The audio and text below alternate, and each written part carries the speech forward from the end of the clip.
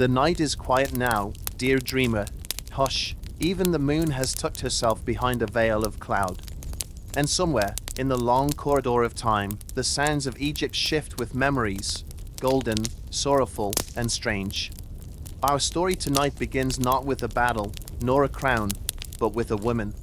A woman born between empires, between gods and mortals, between power and the deep ache of loneliness. Cleopatra 7 Philippator. Her name alone stirs images of sultry seductions, coiled serpents, and empires crumbling beneath her gaze. But beneath the veil of legend, there lived a girl, a daughter, a scholar, a lover, and yes, a queen.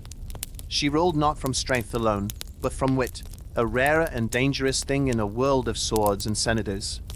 She spoke 9 languages. She wrote medical treatises. She sailed up the Nile as Isis incarnate, draped in myth and myrrh. And yet, for all her cleverness, her fate was not to triumph but to be remembered, wrongly, wonderfully, and forever. You see, history rarely tells a woman's story with clean hands. Rome despised her. Shakespeare romanticized her. Painters adorned her. But the real Cleopatra, the one who lived and breathed beneath that heavy diadem, was more complicated. She wasn't just the woman who enchanted Julius Caesar and Mark Antony. She was the last pharaoh of Egypt, the end of a world, the twilight before centuries of silence. And what a twilight it was. Imagine her, if you will, sitting by an open window in Alexandria, where the air smells of sea salt and papyrus scrolls. The sun is sinking. Somewhere, a servant plays a harp. And Cleopatra, barely 20, is reading poetry in Greek, plotting naval routes, calculating how to keep her throne against brothers, sisters, and Rome itself. She is not the caricature the Romans left us. She is not just the lover in films with kohl-lined eyes and pouting lips. She is a ruler in a dying world. She is love tangled in politics. She is ambition cloaked in perfume. And tonight, as the stars blink quietly above us, we will walk beside her, through silk-draped chambers, bloodied courtrooms, whispered alliances, and bittersweet farewells. We will follow her not as a footnote in a Roman epic, but as the daughter of Isis, the mother of a lost empire, the woman who dared to dream bigger than the gods themselves allowed. So close your eyes, dear dreamer, and listen as the Nile murmurs secrets once whispered into Cleopatra's ear. Like all queens she loved, like all mortals she lost. And yet, what a story she left behind. Subscribe if this is the kind of history your heart beats for. Like, share, and let your fellow dreamers know. And before we dive into today's story, I want to ask you something. Where are you listening from? And what time is it where you are right now? Because I know that you, me, and everyone else tuned into this video, we all share the same little habit, even if we're scattered across the world, far from one another. And so, dear dreamer, we drift now, back in time, not to the glittering heights of Cleopatra's reign, but to her beginning. To the moment the last flower of a foreign dynasty bloomed upon Egyptian soil. It is 69 BC. Alexandria, jewel of the Mediterranean. A city of scrolls and sculptures, lighthouses and laughter, where the sea brushes against marbled harbors and Greek poets sip wine in shadowed courtyards. Here, in this world where East meets West, Cleopatra is born, the daughter of Pharaoh Ptolemy XII, a man whose reign is marked more by music than majesty. They call him Alit, the flute player, for he prefers melodies to matters of state. And yet, for all his flaws, Cleopatra will inherit from him the gift of charm, the strange, magnetic ability to hold a room not by force, but by presence. She is the child of a dynasty already withering. The Ptolemies, descendants of one of Alexander the Great's generals, have ruled Egypt for nearly 300 years. But they are not Egyptian in blood. They are Greek, ruling an Egyptian people from an ivory tower of culture and coin. They speak Greek in court, marry their siblings, worship foreign gods in Egyptian temples.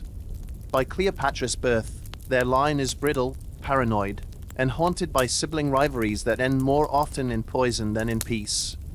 The palace she grows up in is not a place of calm. No, it is a theater of politics, of whispered plots and sudden deaths. A brother might become a co-ruler one day, and a corpse the next. Sisters are not friends, but threats. Advisors smile too widely. Servants vanish. The walls have ears, and the corridors are colder than the Nile in winter. Yet Cleopatra, even as a child, walks these halls not with fear, but fascination. She listens. She learns.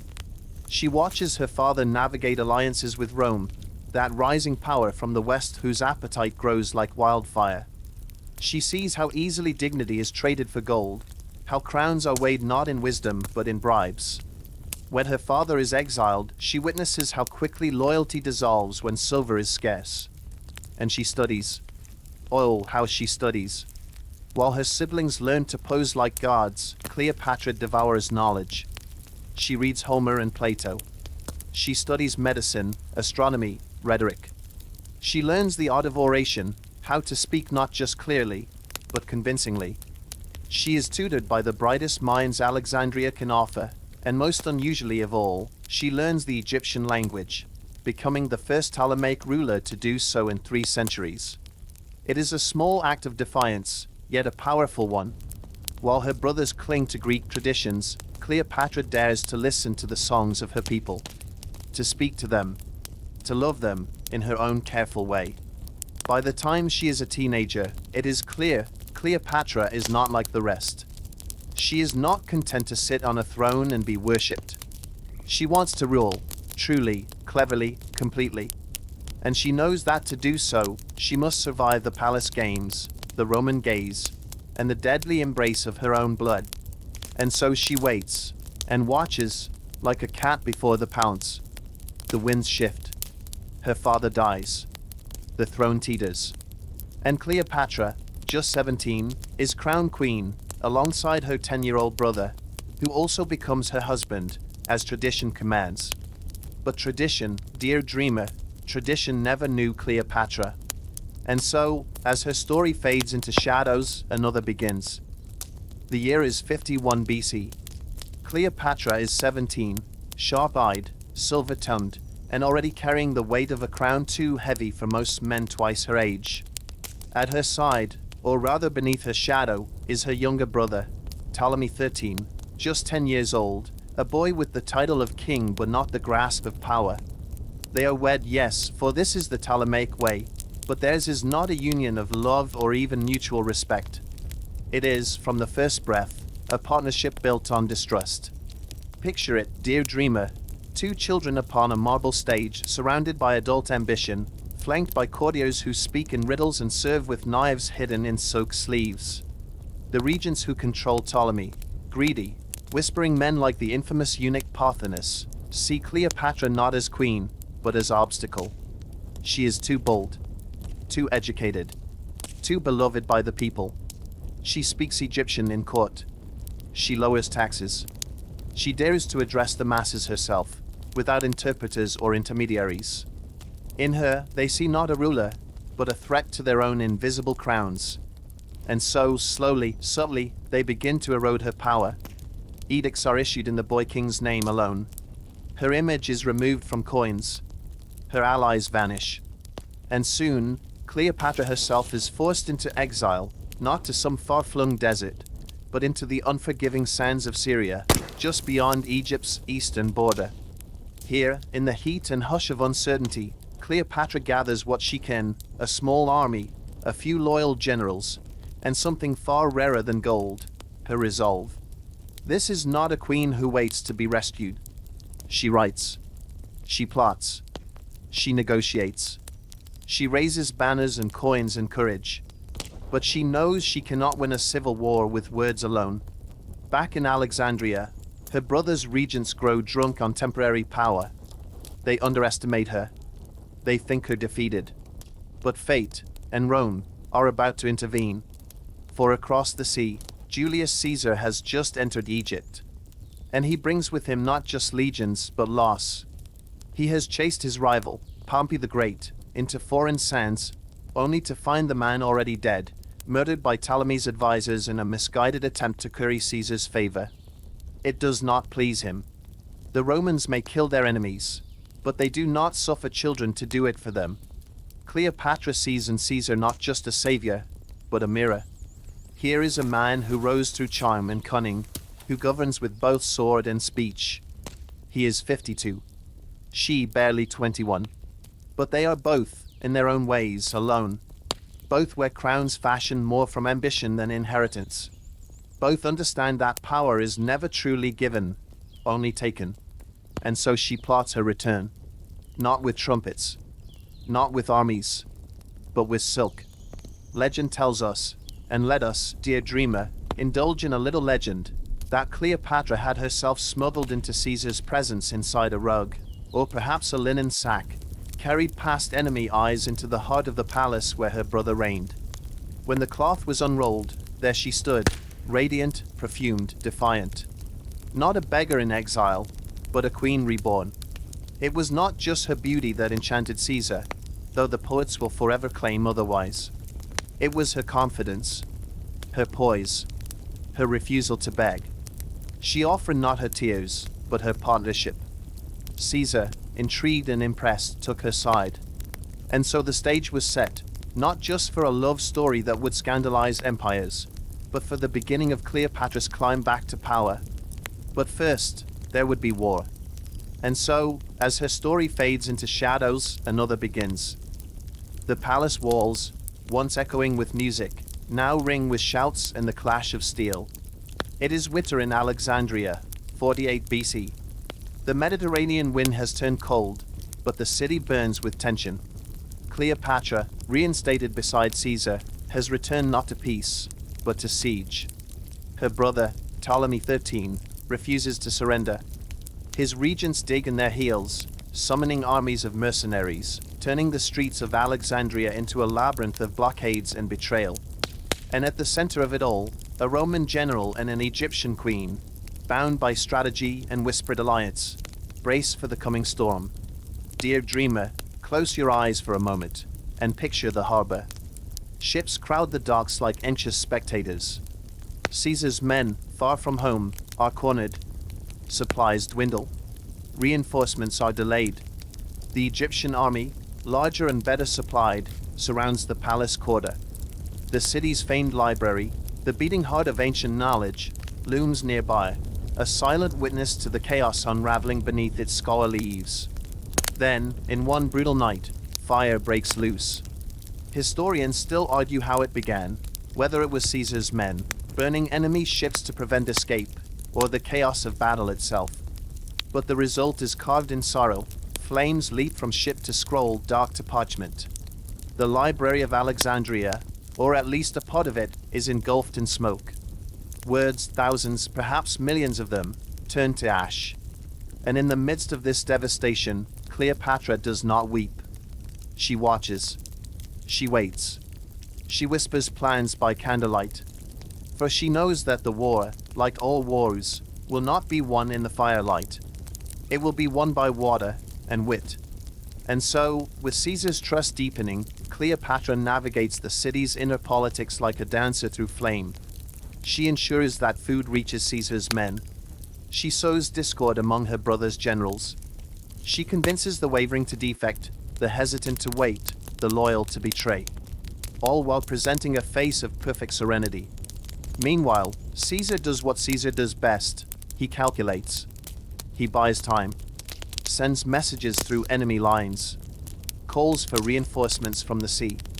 And one morning, when the sun lifts above the smoke-choked harbor, Roman ships arrive. They are late, bloodied by storms. But they come. The final battle erupts along the Nile's edge. Ptolemy XIII, cornered desperate, tries to flee across the river in full armor, but the boat overturns. He drowns, young and unloved, his crown sinking with him beneath the muddy waters. The war ends not with a coronation, but with quiet. Cleopatra is queen once more, now without contest. But the cost is steep. Her city is wounded. Her people are weary. And beside her now, not just as ally, but as lover, stands Julius Caesar. He stays in Alexandria for months. They drift along the Nile together in a golden barge, draped in flowers, playing gods before a weary people. She dresses as Isis, he as Dionysus. It is love, perhaps, or performance, or both. But Cleopatra, ever the strategist, knows what it truly is: survival. With Caesar, she is untouchable. Without him, she is just another monarch with too many enemies. In the spring, she bears him a son, Caesarion. Little Caesar, the hope of a dynasty reborn. But even as she dreams of thrones and legacies, she knows Caesar must return to Rome. And when he leaves, she sends gifts, troops, support, and waits. But the world, cruel, swift, Roman, does not wait for queens in Alexandria. And so, as her story fades into shadows, another begins. And so he left.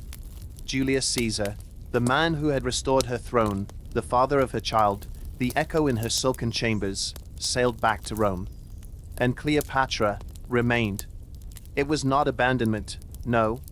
He had promised her power, promised protection, even declared her son, Caesarion, his heir in all but name.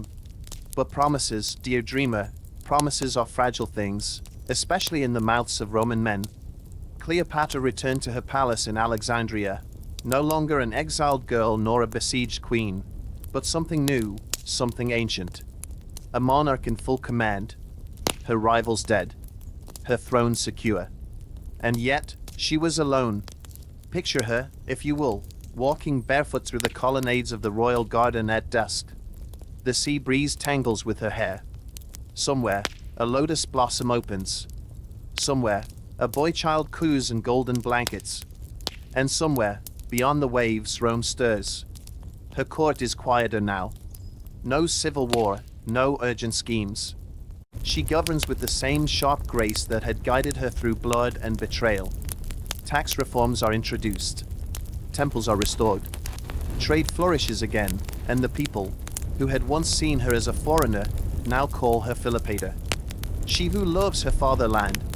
But for all her brilliance, Cleopatra is not content to rule a stagnant kingdom while Caesar forges an empire. She sends envoys to Rome, not just with gifts and honeyed words, but with symbols, golden statues of herself and Caesarion. She wants the world to see their union not as a tryst, but as a dynasty, a future. And Rome watches with narrowed eyes. You see, Caesar is a man uncomfortably close to godhood, dictator for life, master of legions. And now, with an Egyptian queen at his side, he seems too foreign, too divine, too proud. There are whispers that Cleopatra plans to marry him, that Caesarion is his true heir, that the Queen of Egypt will one day rule not from Alexandria, but from Rome itself. These are not whispers Rome takes lightly. And Caesar, for all his love of spectacle, is not blind. He returns Cleopatra's gestures with golden favors, placing statues of her in temples, speaking her name in the Senate. But he never declares Caesarion his legal heir, never makes the queen his wife. Cleopatra is invited to Rome, yes. And so, in 46 BC, she arrives, not quietly, not modestly, but like a goddess descending. Alexandria comes with her, scented oils, jewel-toned robes, dancers, philosophers, eunuchs, the young Caesarion. All of Rome gawks. The people, wide-eyed, whisper behind fans. Senators grind their teeth. The women of the city, wives of powerful men, watch her with veiled scorn. She stays in one of Caesar's villas, far from the heart of political theater, but close enough to cast long shadows. And for a moment, just a moment, Cleopatra tastes what it might feel like to sit beside the ruler of the known world. To shape not just now floods and desert caravans, but law, coin, and destiny itself. But Rome is not Alexandria, and the Ides of March are drawing near. On the 15th day of that fateful month, Julius Caesar walks into the Senate, unarmed, unafraid, unaware, and does not walk out again. 23 wounds, one empire unraveling, and Cleopatra, a world away from home. And so, as her story fades into shadows, another begins. The marble halls of Rome had always echoed with secrets, dear dreamer, but on the day Caesar died, they rang with silence. Heavy, stunned, dreadful silence. March 15th, 44 BC. The Ides. A man stabbed not by enemies, but by those who had once called him friend. A dictator struck down beneath the gaze of statues, his blood pooling in the very height of Roman pride. The senators did not flee. They did not weep. They stepped away from his fallen body as if shedding a shadow, one they themselves had cast. And Cleopatra? She was not in the Senate, of course. No foreign queen would have dared enter such a place. But she felt the blow, all the same. Not just in heart, though she did love him, in whatever strange, strategic, wistful way she could, but in bone. For in Caesar's fall, her world cracked open once again. You see, she was not a Roman citizen, not a noble wife, nor a legal widow. She had no claim to his property, no right to his name. And though their son, Caesarion, carried the blood of Julius Caesar, he had never been publicly adopted, not officially. She was not his widow. She was just a guest, in a city that now stared at her with narrowed eyes. The people turned colder. Whispers turned to warnings. Cleopatra, draped in foreign silks, her son in her arms, found herself more spectacle than sovereign. No longer the companion of Rome's god king, but a woman out of place. A symbol of ambition and danger. She knew what must come next. The moment the Senate named Caesar's heir, and it was not her son, she understood the truth. Rome would not be hers. Octavian, Caesar's grandnephew and adopted son, emerged from the chaos like a blade pulled from its sheath, young, careful, deadly. Mark Antony, another of Caesar's former allies, gathered legions to his side. The city was shifting again. The Senate struggled to reclaim control, but Rome was no longer ruled by debate. It would be ruled by war. And Cleopatra? She slipped away. She left Rome not in chains, nor in triumph, but quietly, with dignity. The golden barge, the perfumed retinue, the songs of flutes and foreign flowers, all vanished. Back to Alexandria. Back to her temple palace. Back to her people, her rituals, her Nile. But something had changed. Cleopatra was no longer the hopeful girl in Caesar's shadow, dreaming of dynasties and divine unions. She returned to Egypt hardened, wiser, more solitary. She had been loved and lost. Not once. Not entirely. But enough to learn. She resumed her role with renewed focus. Caesarion, now her co-regent, grew beneath her watchful gaze. She poured resources into education, diplomacy, commerce. She entertained foreign envoys, rebuilt burned archives, honored Isis in grand processions, reasserted her image not just as queen, but as goddess. And she waited, because Cleopatra knew that Rome would come knocking again. And this time, when they did, she would choose more carefully. She would not follow her heart. She would guide it. And so she ruled, from marble halls shadowed by sorrow, and from temple steps washed by sunlight. A widow without a wedding, a queen without a king, until Rome sent her another man. And this one, oh dear dreamer, this one would change everything. And so, as her story fades into shadows, another begins. It was not love at first sight, dear dreamer. No, when Cleopatra met Mark Antony again, not for the first time, but for the first time that mattered, it was not the flutter of a heart that filled the air. It was the scent of power. Raw, desperate, vulnerable power. 3 years had passed since Caesar's death. The Roman Republic, if we can still call it that, was bleeding from every limb.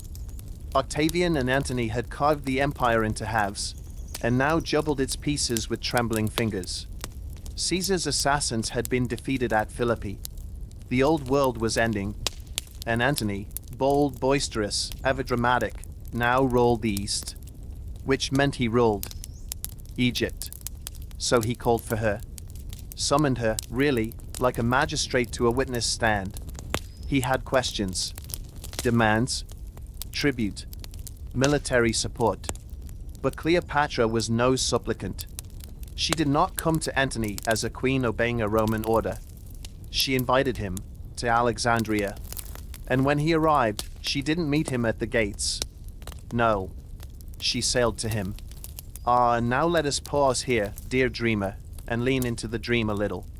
Because this moment, real or romanticized, is one of the most exquisite in all the soft pages of ancient history. Imagine a barge gilded in gold, its sails scented with cinnamon and rose water. At its helm, Cleopatra reclines beneath a canopy of silver stars, dressed as Aphrodite, the goddess of love herself. Her attendants are dressed as nymphs. Music drifts across the water. The river ripples not with oars but with laughter, perfume, and mirth. Mark Antony, who fancied himself a new Dionysus, god of wine and chaos, was not merely charmed. He was conquered. This was no Roman senator's daughter, no shy noblewoman. This was Cleopatra, a ruler, a performance, a religion. And Antony, for all his bluster, adored performance. The two found in each other what they had long craved in secret: someone who understood power as theater, someone who knew love as a tool, someone who could dance between pleasure and politics. They became inseparable. In Alexandria, they played games, held nightly feasts in their inimitable livers club, a private circle of revelers where wit, poetry, and elaborate dares reigned. They hunted. They drank. They wagered fortunes on trivialities. It was, on the surface, delight. But underneath, always strategy.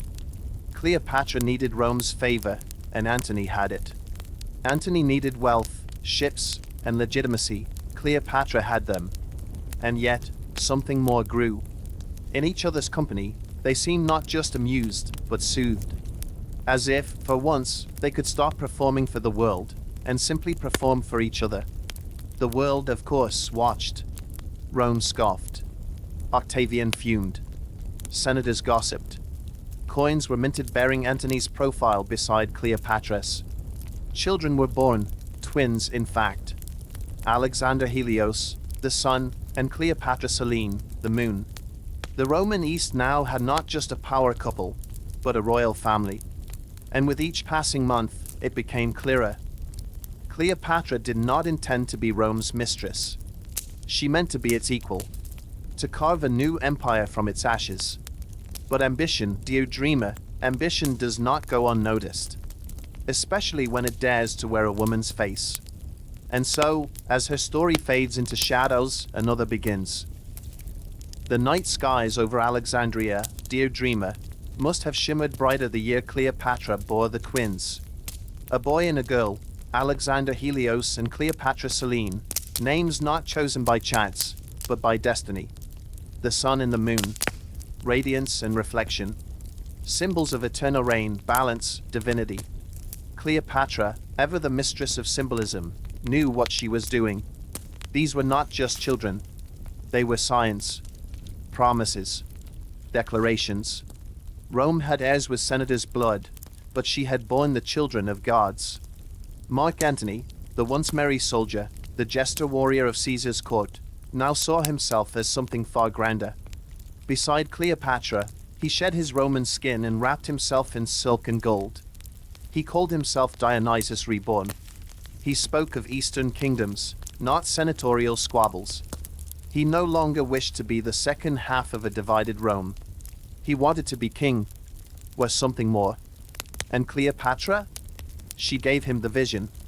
Together, they imagined a new empire, not built from marble columns and stoic law, but from ancient rites and sensual power. An empire that would unite East and West, Greek and Egyptian, sun and moon. Their children would inherit it, roll over everything. In 34 BC, the dream was unveiled in full. A grand ceremony in Alexandria, lavish, theatrical, dangerous in its ambition, known forever after as the Donations of Alexandria. Picture it, dear dreamer. A stage draped in silk. Thrones raised high, as if to touch the heavens. Mark Antony and Cleopatra seated like Zeus and Hera, divine, unreachable. Before them, their children, dressed in tiny crowns and jeweled robes, are declared rulers of kingdoms yet unconquered. Caesarion, son of Julius Caesar, is proclaimed King of Kings, the true heir of Rome and Egypt. Alexander Helios is given Armenia, Media, and Parthia. Cleopatra Selene receives Cyrenaica and Libya. And the baby, Ptolemy Philadelphus, is gifted Syria and Asia Minor. It was not merely a family celebration. It was a declaration of war. War on Octavian. War on the old Roman order. War on the very idea that Cleopatra was a footnote in Rome's epic, instead of the author of her own. Back in Rome, the reaction was swift and scalding. Octavian, cold-eyed and calculating, painted the scene as a betrayal. Antony has gone native, they whispered. Cleopatra is ruling him, they warned. He is bewitched. She is a temptress. The East has stolen our general. The Senate murmured. The people shifted. And then Octavian played his master stroke. He published Antony's will. Or claimed to. In it, he said, Antony wanted to be buried beside Cleopatra in Egypt. That he had promised vast territories to Caesarion. That he had elevated a foreign queen over Roman soil. To the ears of Rome, it was treason. To Cleopatra, it was inevitability. The storm was coming. But for now, in her palace by the sea, with her children laughing and the wind sweet with incense and jasmine, Cleopatra dared to hope, dared to dream. That perhaps, just perhaps, her dynasty would last. That her children would live not in exile or legend, but in light. But empires, like stars, are brightest before they fall. And so, as her story fades into shadows, another begins. And so the drums began, dear dreamer. Not in Alexandria, where the lotus still bloomed and the harps played gently in marble halls. Not yet. But in Rome, where Octavian, that pale flame of ambition, began to stoke the fire. The year was 32 BC, and peace, that fragile illusion, had cracked like thin ice beneath the weight of pride. Mark Antony and Cleopatra had crossed a line not merely of geography, but of sensibility. Their love, their coronations, their children, all of it was more than scandalous. It was sacrilegious. Rome, still haunted by the ghost of Caesar and clinging desperately to its republic's corpse, now had to choose. Would it follow a man bewitched by an Eastern queen? Or the boy who claimed to restore order? Octavian, master of narrative, made that choice for them. He did not declare war on Antony. No, that might have been personal. He declared war on Cleopatra, a foreign queen, a temptress, a sorceress, the embodiment of every Roman fear, a woman with power. And so, the Roman Senate, what remained of it, agreed. War was decreed. Not just a campaign, but a crusade. Against Egypt. Against Cleopatra. And Antony, now fully severed from the Roman soul, prepared for battle not as a general of Rome, but as the consort of an Egyptian goddess. They gathered their forces, Antony with his seasoned Roman legions, Cleopatra with her navy, her gold, her boundless belief. Ships filled the harbors. Messengers flew like startled birds across the sea. Allies were called, bribed, abandoned. Every man knew what was coming. The war was not just for land. It was for history. But even as swords were sharpened and sails stitched, there lingered a softness, a hush between Cleopatra and Antony. A final season of closeness, as if they sensed the end humming in the distance. In her palace, Cleopatra still held court with grace, but her eyes lingered longer on Caesarion, her eldest, her hope. She made preparations. Hidden routes. Trusted ships. In the quiet hours, she studied maps with Antony, their hands resting over kingdoms like fading shadows.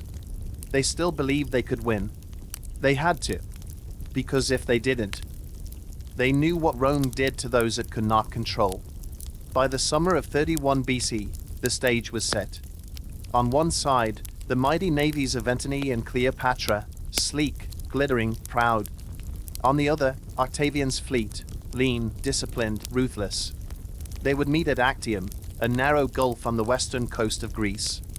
And there, beneath the blazing sun and the screaming gulls, the tide of history would turn.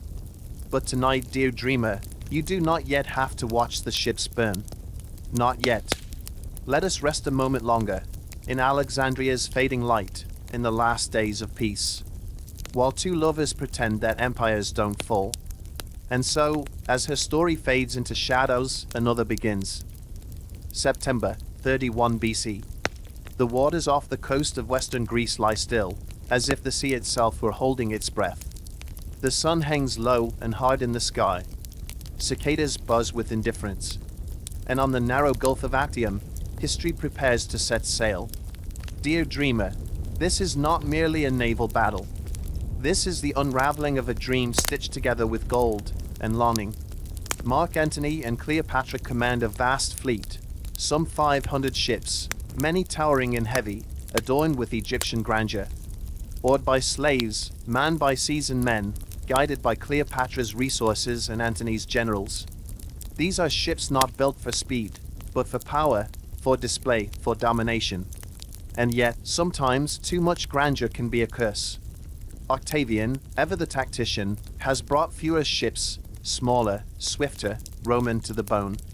He has Agrippa, his brilliant admiral, a man who knows the currents better than any priest knows his scrolls. He has discipline and time. Antony's men, exhausted and ill-supplied, are restless. Morale is not aflame but a flicker. Cleopatra's presence, once an asset, now a target, casts a long, uneasy shadow. The Egyptian queen commands loyalty from her own forces, but Roman commanders grumble in corners. They do not want to die for her. Not here. Not like this. The winds rise. And then, on that fateful morning, the silence ends. The two fleets meet. Ships clash, rams shatter hulls, fire leaps across decks. The air fills with smoke and splinters and screams. Above them, the gulls wheel in lazy circles, unmoved by men's ambitions. The battle rages for hours. Antony's heavy ships struggle to maneuver. Octavians dart in and out like wasps. Confusion reigns. Orders vanish in the din. And then, it happens.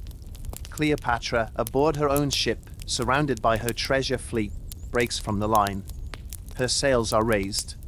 She slips through the melee, untouched, almost ghost-like, and heads east. Why? Historians still argue. Some say it was a planned maneuver, a tactical retreat. Others claim panic or betrayal. But what mattered was what Mark Antony did next. He saw her sails retreating, and he followed. Abandoning the battle, abandoning his men, abandoning the fight that would decide the fate of empires. He left everything behind for her. The ships he left crumbled, surrendered, burned.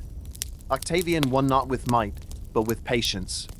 And Cleopatra and Antony sailed away, not to victory, but into legend.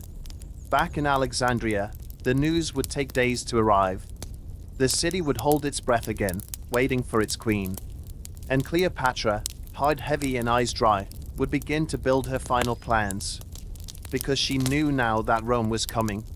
And this time, no seduction, no alliance, no empire in waiting could stop it. And so, as her story fades into shadows, another begins. Alexandria, her Alexandria, was quieter now. Gone were the feasts and the dances, the golden barges and peacock feathers. The great hall still shimmered in moonlight, the columns still caught the ocean breeze, but the laughter had left. The music had dulled. And Cleopatra had begun to mourn the living. It is early 30 BC, dear dreamer, and Rome is coming. After Actium, the east unraveled like silk beneath a blade. Kingdoms that had once pledged loyalty to Cleopatra now sent tributes to Octavian. Her allies faded like incense. Her armies disbanded. The gates of Egypt stood, for the first time in centuries, without allies beyond its sands. And within the palace walls, Cleopatra moved like a ghost in her own story. She did not beg. She did not flee. No, she ruled, as long as she could. She met with advisors. She ordered ships scuttled. She saw to the placement of Caesarion, now nearly 16, and urged him eastward, towards safety, toward the Parthians, toward some other life that might yet escape Rome's reach. And then, she prepared for the end. She had lost battles, yes. But now, she faced something far more dangerous. She was losing the story. Octavian, clever, pale, unforgiving, was already spreading his version. That Antony had lost his reason. That Cleopatra had bewitched him. That Egypt needed saving from its own queen. But Cleopatra would not die as a villain in his tale. She would die as a goddess. And so she built her tomb. Yes, her tomb. Marble and incense. Gold leaf and precious scrolls. A chamber not of mourning, but of message. Within it, she gathered her treasures, her symbols, her legacy. She sent envoys to Octavian, offering negotiation, peace, and treasure in exchange for mercy, not for herself, but for her children. He arrived that summer. Octavian entered Alexandria not as a conqueror, but as an inheritance collector. Cold, quiet, calculated. He took no joy in victory, only order. Cleopatra met him, once. She entered the meeting shrouded in linen, perfumed, veiled, still every inch a queen. She offered gifts, words, tears, perhaps, but he gave her nothing. He had already decided that Caesar must die, that Egypt would be annexed, that Cleopatra's myth would end not with a crown, but with chains. She returned to her palace with silence in her mouth and steel in her spine. And Mark Antony, broken, grieving, isolated, believed her dead. On that strange, brutal misunderstanding, he fell on his sword, a final act of Roman honor, or Roman despair. He did not die quickly. They brought him, bleeding, to Cleopatra. And there, in her arms, beneath the fading sun of Alexandria, he died. Not as a god, not as a general, but as a man, weary, wounded, and in love. The doors of her tomb were sealed the next day.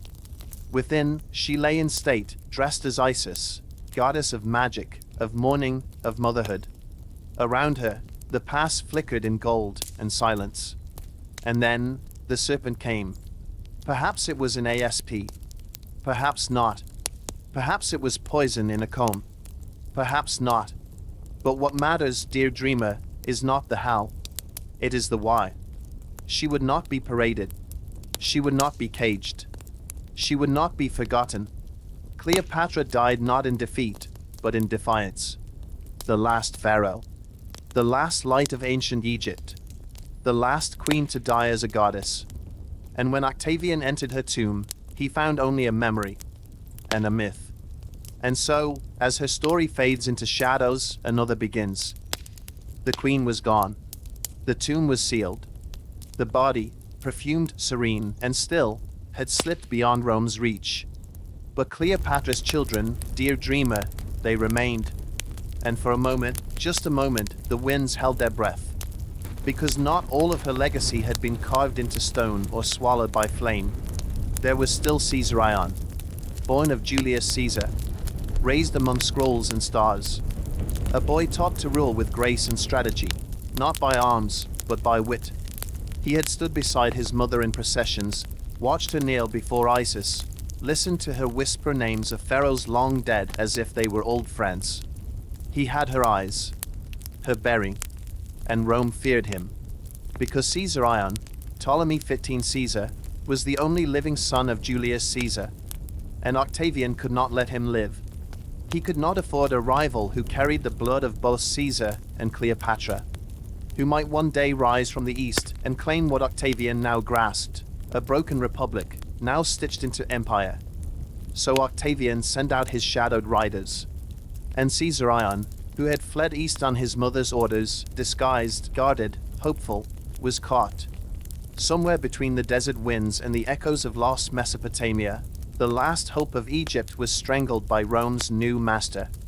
He was 17. Just a boy. The empire did not even tremble. Back in Alexandria, the younger children, Alexander Helios, Cleopatra Selene, Ptolemy Philadelphus, were spared. Not out of mercy, but use. Octavian took them back to Rome, paraded them through the streets in chains of gold, trophies of his triumph.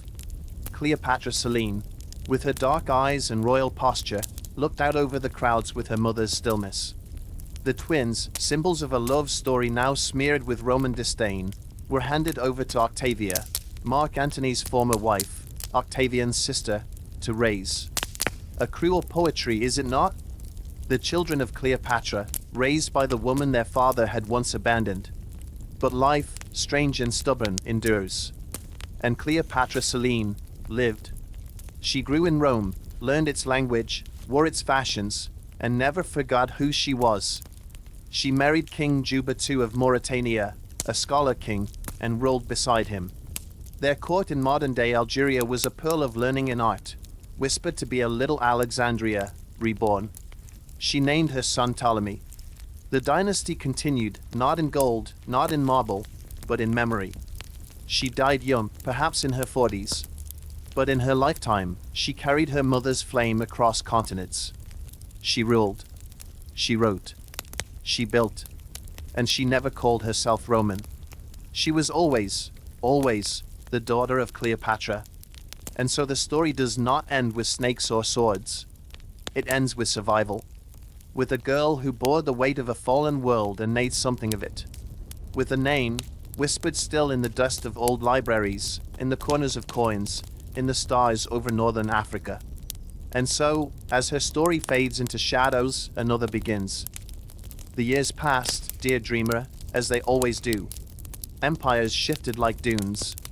Languages changed. Cities crumbled and rose again. But Cleopatra, though her tomb was lost and her kingdom buried, never truly faded. Not entirely. Not ever. Because what she left behind was not merely history. It was something stranger, softer, more persistent. A feeling, a shadow in marble, a whisper in velvet, a candle flickering in the back room of the world's memory. You see, Cleopatra was mourned, yes, but also mythologized. Rome, that great devourer of nations, couldn't resist turning her into a symbol. It needed to. Because it is always easier to absorb what one cannot erase.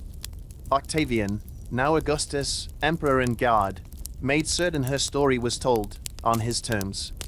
She became the villain in his epic, the woman who led his rival astray, the foreign queen who dared to dream too greatly. He turned her death into proof of Roman virtue triumphing over Eastern indulgence. And yet, the people kept whispering her name. In the streets of Alexandria, even under Roman rule, women still lined their eyes with kohl, still prayed softly to Isis, still lit incense, and spoke her name with reverence, not as a seductress, but as a sovereign. In Rome, her memory slipped through the cracks of propaganda, painting itself into frescoes, into gossip, into legend. And in time, the myths grew stranger, sadder, lovelier. The Greeks turned her into a tragic heroine. The Christians, a cautionary tale. The poets, oh, the poets, couldn't help themselves. They wrote her as love incarnate, as loss made flesh, as the last sigh of a dying age. By the time Shakespeare laid pen to paper, she was no longer a queen. She was an archetype. She was the queen. She was every longing that never found a home, every ambition punished for daring, every woman who ruled a moment, then vanished. Even her enemies preserved her legacy, because you cannot conquer a story by forgetting it. You must retell it. And so she lived on, in mosaics, in oil paintings, in marble busts whose noses were chiseled off not by time, but by fear. And in modern times, in our times, she returns again and again. In silver screen dreams. In novels. In arguments over identity, ancestry, race. In children's textbooks and doctoral theses. In dreams. Yours, perhaps. Because there is something haunting about her, isn't there? Not just her power, but her pain. Her audacity to love, not once, but twice, fully, dangerously, beautifully. Her refusal to surrender, not to men, not to nations, not even to death. What remained of Cleopatra was not her throne, not her ships, not even her tomb. What remained was her defiance. And in that defiance, dear dreamer, she lives. And so, as her story fades into shadows, another begins. The queen was gone. And with her, so too vanished the final thread of an ancient world, unraveled at last by foreign hands. Egypt, proud, golden, and old when Rome was young, was now a province. no longer a kingdom ruled by gods and queens, but a territory governed by Roman prefects, its laws stamped with foreign seals. Octavian, now Augustus, wasted no time. He moved swiftly, as emperors must. Cleopatra's wealth, her hidden vaults, her jeweled treasury, the grain-rich fields of the Nile, was absorbed into Rome's coffers. Her ships were claimed, her cities catalogued, her priests watched, her scribes silenced. Alexandria, once the beating heart of learning and light, stood stunned beneath new banners. The library, damaged but not yet destroyed, continued to whisper wisdom to those who dared still listen. The lighthouse still lit the way for ships, but it no longer guided dreams, just commerce. And the people, they adjusted, as people do. They mourned her in secret, not with wails, but with memory. They told stories to their children, stories Rome tried to extinguish. Of a queen who spoke their tongue, who worshipped their gods, who loved her people more than she feared empires. They carved her image in quiet corners, wove her name into lullabies. In the temples of Isis, women still lit candles for the last order of the divine. And the Nile, patient and unbothered, kept flowing, season after season, flood after flood, as it had for thousands of years. But something had changed. Where once the Ptolemies reigned in ivory palaces, Roman governors now issued orders in cold Latin. The rituals of the old gods became pageants, performed for spectacle, not for reverence. Temples were taxed. Grain was shipped to Rome. Statues of emperors replaced those of pharaohs. And yet, even under Roman rule, Egypt remained itself. Mysterious, enduring, older than its conquerors. It fed Rome with its wheat, dazzled it with its luxuries, and unsettled it with its ancient sorcery. Augustus visited only once, and even then with caution. Egypt, even subdued, was no ordinary territory. It frightened Rome with its silence, its wisdom, its capacity for waiting. Over the centuries, conquerors would come and go. Byzantines, Arabs, Ottomans, French, British. Each would walk among its ruins. Each would try to claim its spirit. And each would, in time, retreat. Because Egypt does not yield. It endures.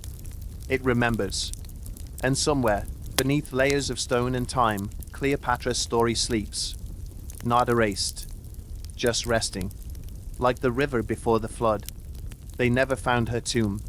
And perhaps, that's as it should be. Some stories are meant to remain unsolved. Some queens unburied. Because what is legend, dear dreamer, if not the part of truth too powerful to fade? And so, as her story fades into shadows, another begins. And so she passed from the world of stone and scrolls, into the realm of shadow and story. Cleopatra, once flesh, now fable. Her name, once whispered in marble corridors, now etched into memory like a line of poetry no one dares to forget. But dear dreamer, myths do not appear fully formed. They grow, slowly, tenderly, fiercely, shaped not just by those who loved her, but by those who feared her. In the years after her death, Cleopatra became a mirror. And everyone who looked into that mirror saw something different. To Augustus and his successors, she was temptation incarnate, the dangerous woman who brought down great men, a siren of the East, a symbol of Rome's new virtue, precisely because she had been its opposite. To early Roman poets, she was theatrical, exotic, a cautionary tale wrapped in silk. The historian Plutarch, writing long after her death, drew her in twilight tones, intelligent, yes, but treacherous. Charming, but calculating. A queen, yes, but not quite a hero. And yet, in every telling, she lingered.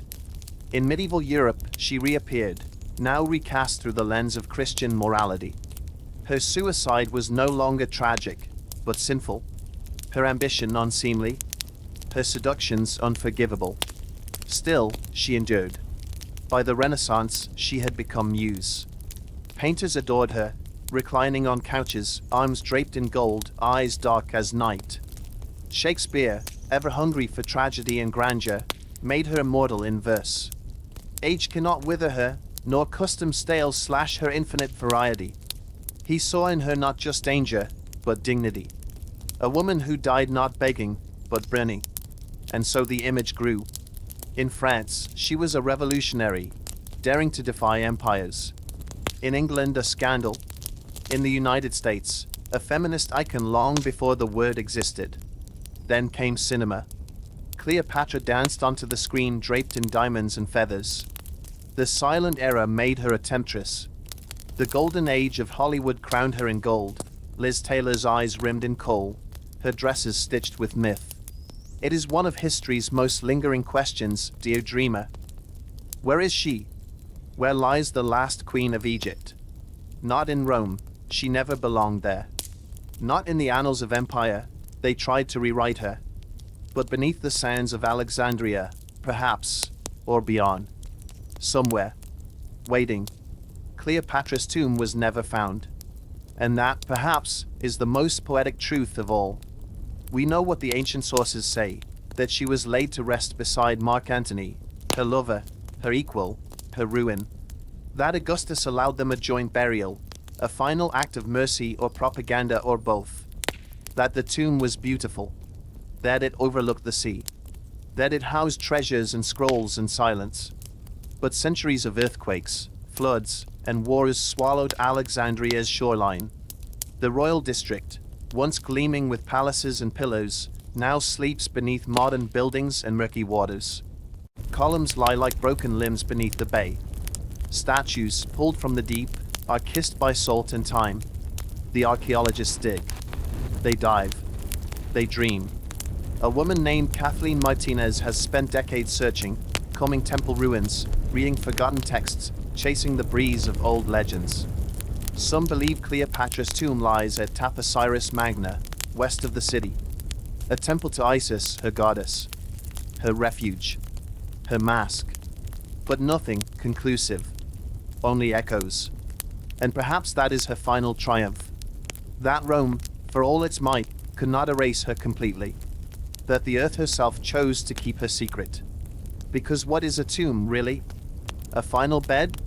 A monument to dust? Or is it a story carved in stillness? Cleopatra, queen of poets and ashes, may never be unearthed in stone, but she is rediscovered every time someone wonders where she went.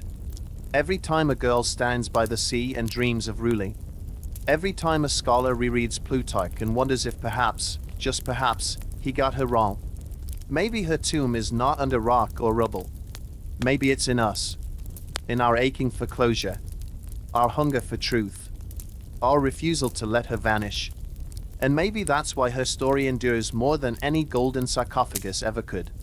She became legend, not through discovery, but through longing. And so the search continues. Shovels. Sonars. Nightmares. Always the same question, where is she? But deep down, dear dreamer, perhaps we already know. She is not gone. Not really. She lives in our sleep, in our songs, in the dust of our libraries and the sparkle of our screens. She lies in waiting, not beneath stone, but beneath silence. And maybe that's how she wanted it. For if you are never found, you can never truly be buried. And so, as her story fades into shadows, another begins. So now, dear dreamer, let us speak softly of legacy. Not the kind etched into obelisks or pressed into coin, but the kind that flickers, like candlelight against stone walls, soft, golden, and strangely eternal. Because Cleopatra's legacy is not what she left behind. It's what she inspired. She did not build the tallest pyramids or erect temples as vast as Karnak.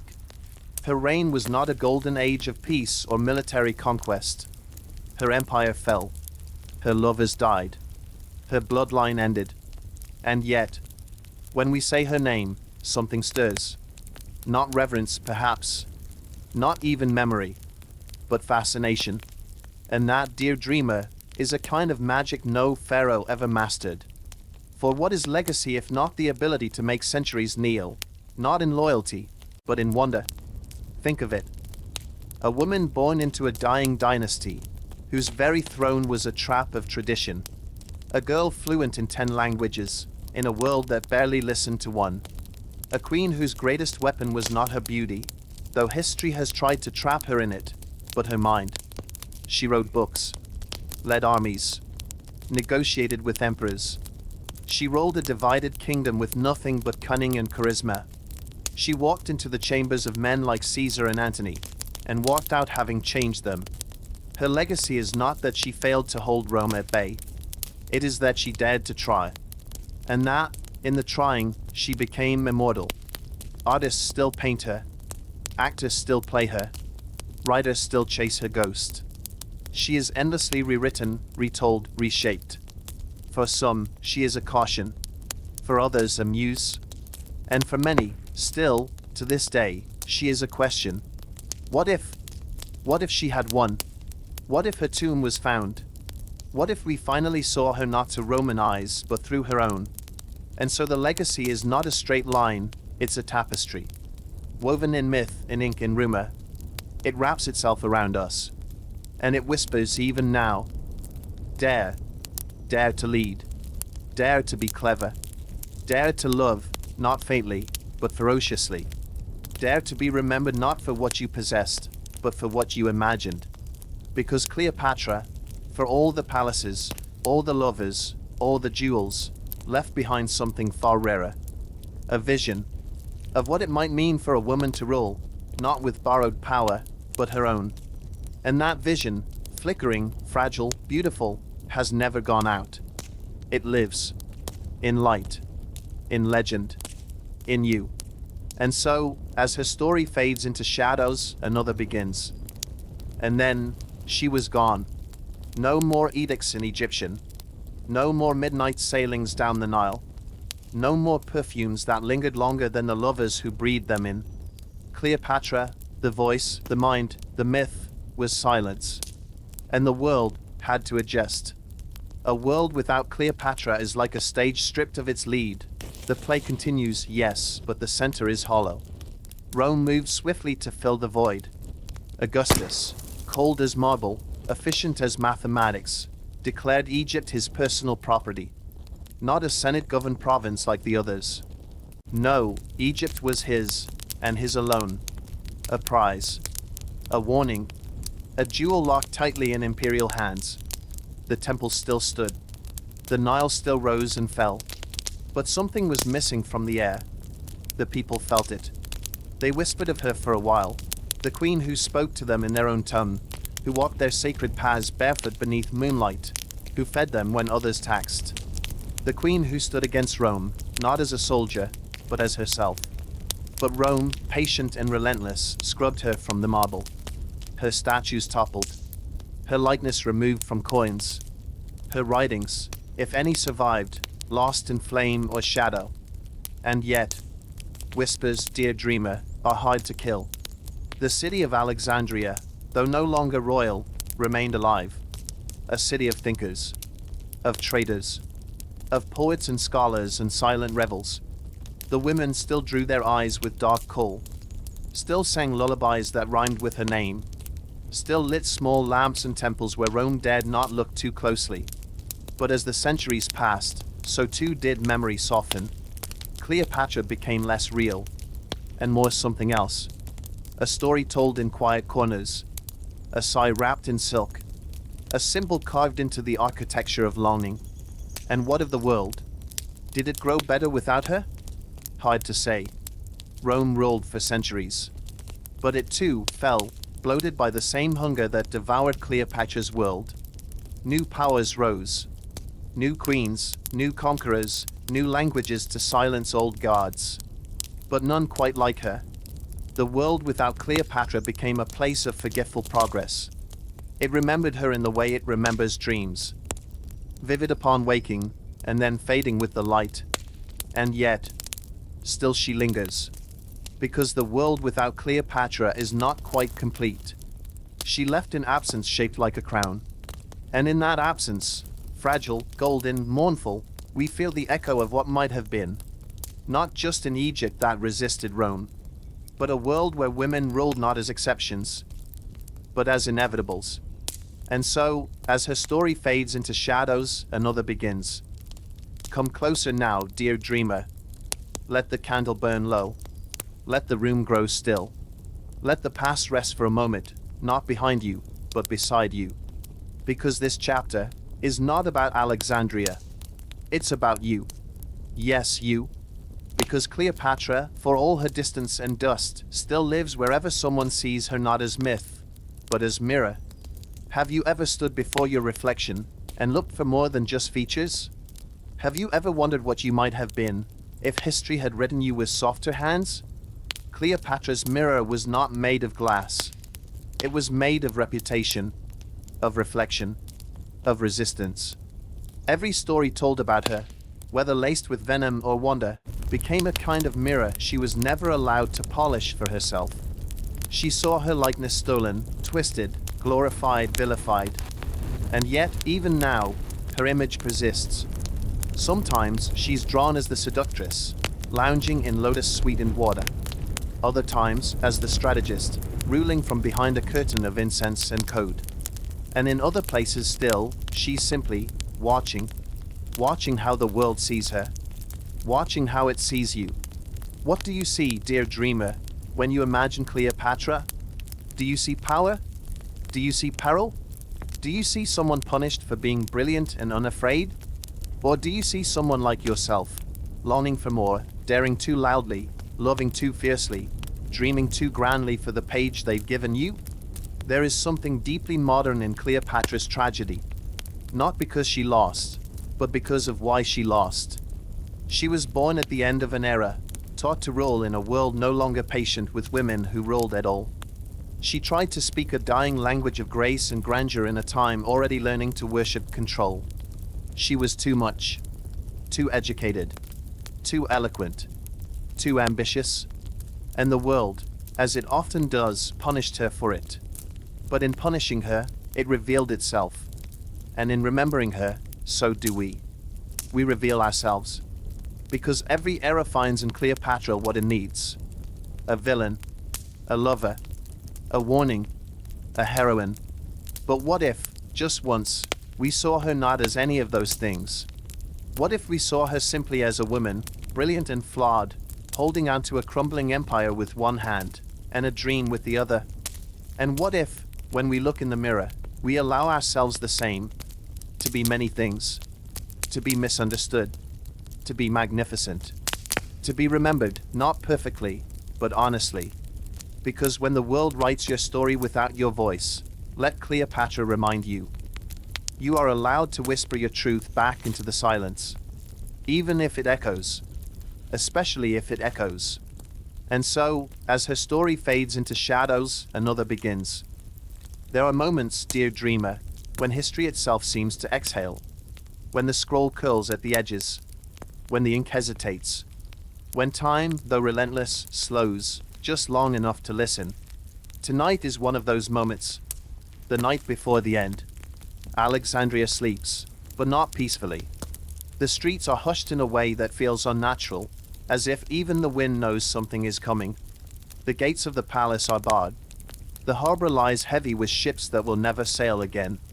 The flickering torches in the royal courtyard cast long, trembling shadows across mosaic floors, once walked by guards and generals.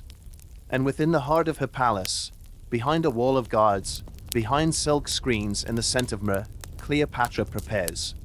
Not for battle, not for rescue, but for memory. She knows Octavian is close. She has heard the news, his legions advancing, Antony defeated, her treasures looted, her fate sealed. She has heard that her children will be taken, that her story will be rewritten, that her legacy will be auctioned off in Roman squares. But tonight, she writes her own ending. It is said she spends the evening in ritual, bathing, adorning, writing. Perhaps she dictates letters to Octavian, one final appeal for her children. Perhaps she leaves instructions for the priests. Perhaps she kneels before the statue of Isis and says nothing for once, but silence. It is said she dines, not in opulence, but with meaning. Maybe she eats dates and honey, olives from gardens long hose, sips wine touched with memory. Maybe she holds her handmaiden's hands. Maybe she laughs, just once, and startles even herself. And maybe, when all else is done, she slips away to her tomb. Yes, her tomb. She built it herself, long ago, with architects who knew how to blend function with myth. Its corridors are lined with reliefs. Its chambers are perfumed.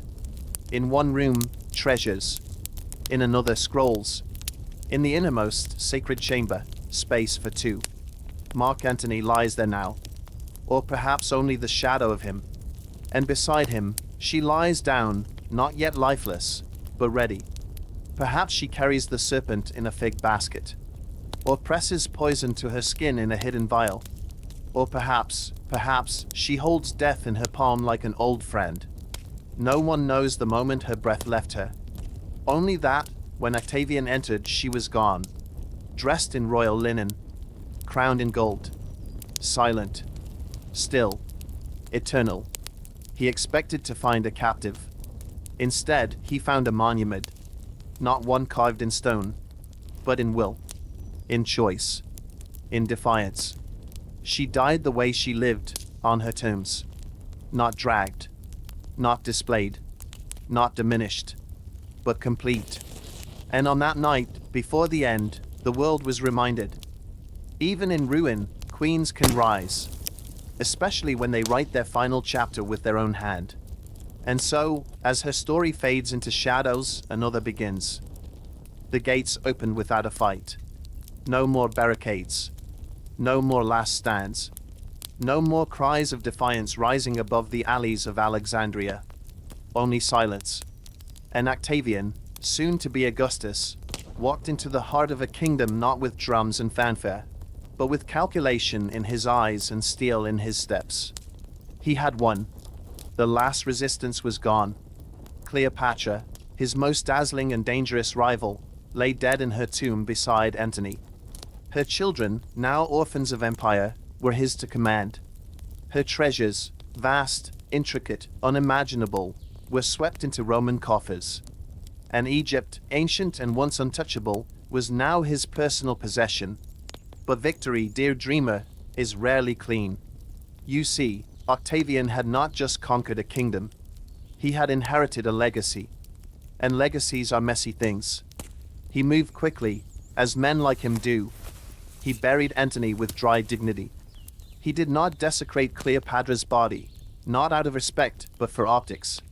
He had her painted as tragic, not treacherous. A woman led astray. A lover undone. Easier, you see, for Rome to accept a legend than a leader. Her image would be reshaped to suit his story.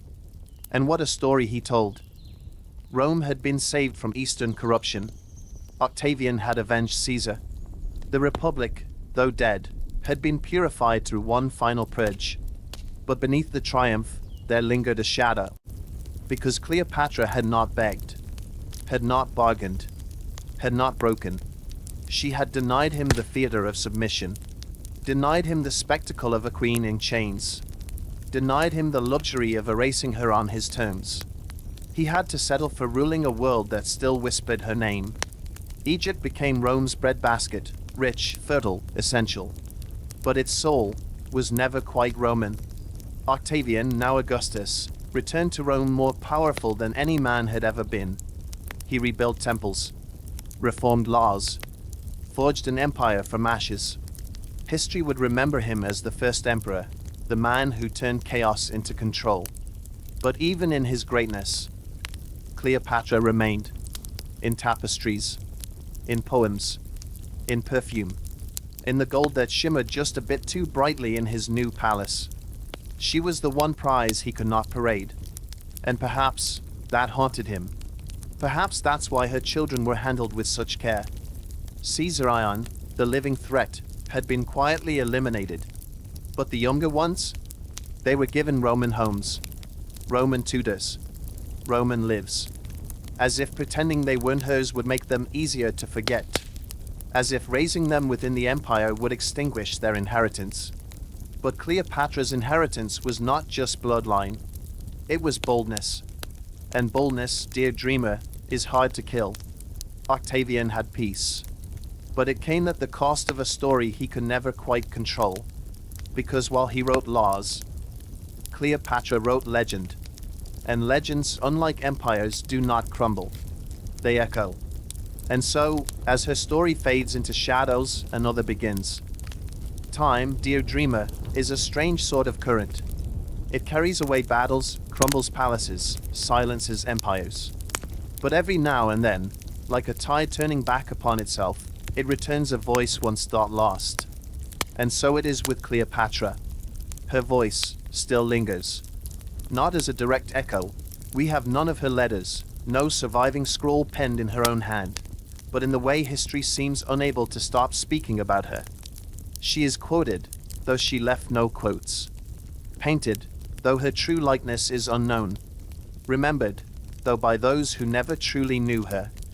And yet, across every age, her voice rises, not in words, but in weight. In how she is spoken about. In how she refuses to be made quiet. In ancient Rome, she was reshaped again and again. Ovid made her melodrama. Virgil ignored her completely. Suetonius treated her as a curiosity. But always, always, she loomed.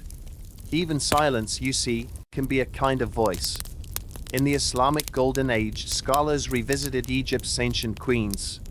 Though not always naming her, they honored the wisdom of women who once governed the Nile. During the Renaissance, Cleopatra was resurrected in portraits, alabaster skin, ruby lips, clothed in silks that never touched her real body. Painters turned her into a canvas of projection, sensual, noble, tragic. In Enlightenment salons, she was debated. Was she a monster? A genius? Merely beautiful?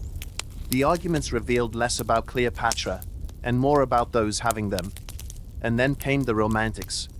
Byron, Shelley, Hugo. They turned her into poetry. Not just the queen, but the queen of loss, of ruin, of yearning. Even the Victorians, obsessed with restraint, could not resist her.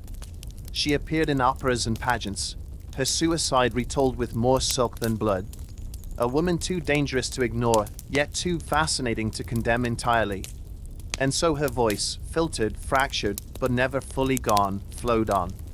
Into films, into novels, into classrooms, into arguments over ethnicity and empire, over feminism and fame, over how we tell the stories of powerful women, and who gets to tell them. Each age takes her, twists her, claims her, and still, she remains. A murmur in the background of history, a rustle behind the curtain of legend, still asking quietly, "What do you see when you see me?" And perhaps that, dear dreamer, is her truest voice. The one that does not answer but asks. The one that lingers not on her own tongue, but on yours.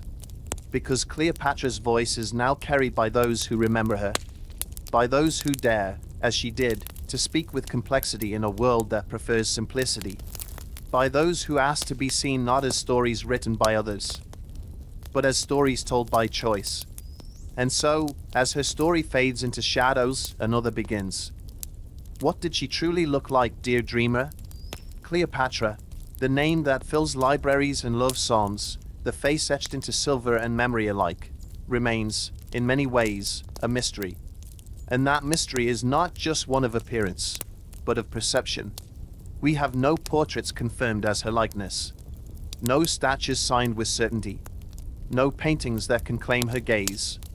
Only coins, small, worn, imperfect coins, Roman and Ptolemaic, minted during her reign, showing a woman with a hooked nose, a sharp chin, deep-set eyes. Not the smooth features of modern beauty, not the seductress of cinema, but a face that knew its own mind. And even these coins are stories, not selfies, not mirrors, but symbols, minted not to flatter, but to assert power, to show a queen aligned with her dynasty, not diminished by it. Still, we ask, we wonder, because it seems we cannot accept that a woman could wield such influence unless she was, by our standards, beautiful. As if beauty were the only explanation. As if intellect, charisma, and confidence couldn't move mountains. But Cleopatra's face, the real one, was made of more than bone and skin. It was made of presence. Contemporary accounts speak of her voice, how it wrapped itself around her listeners, soft, musical, persuasive. Of her conversation, clever, magnetic, precise.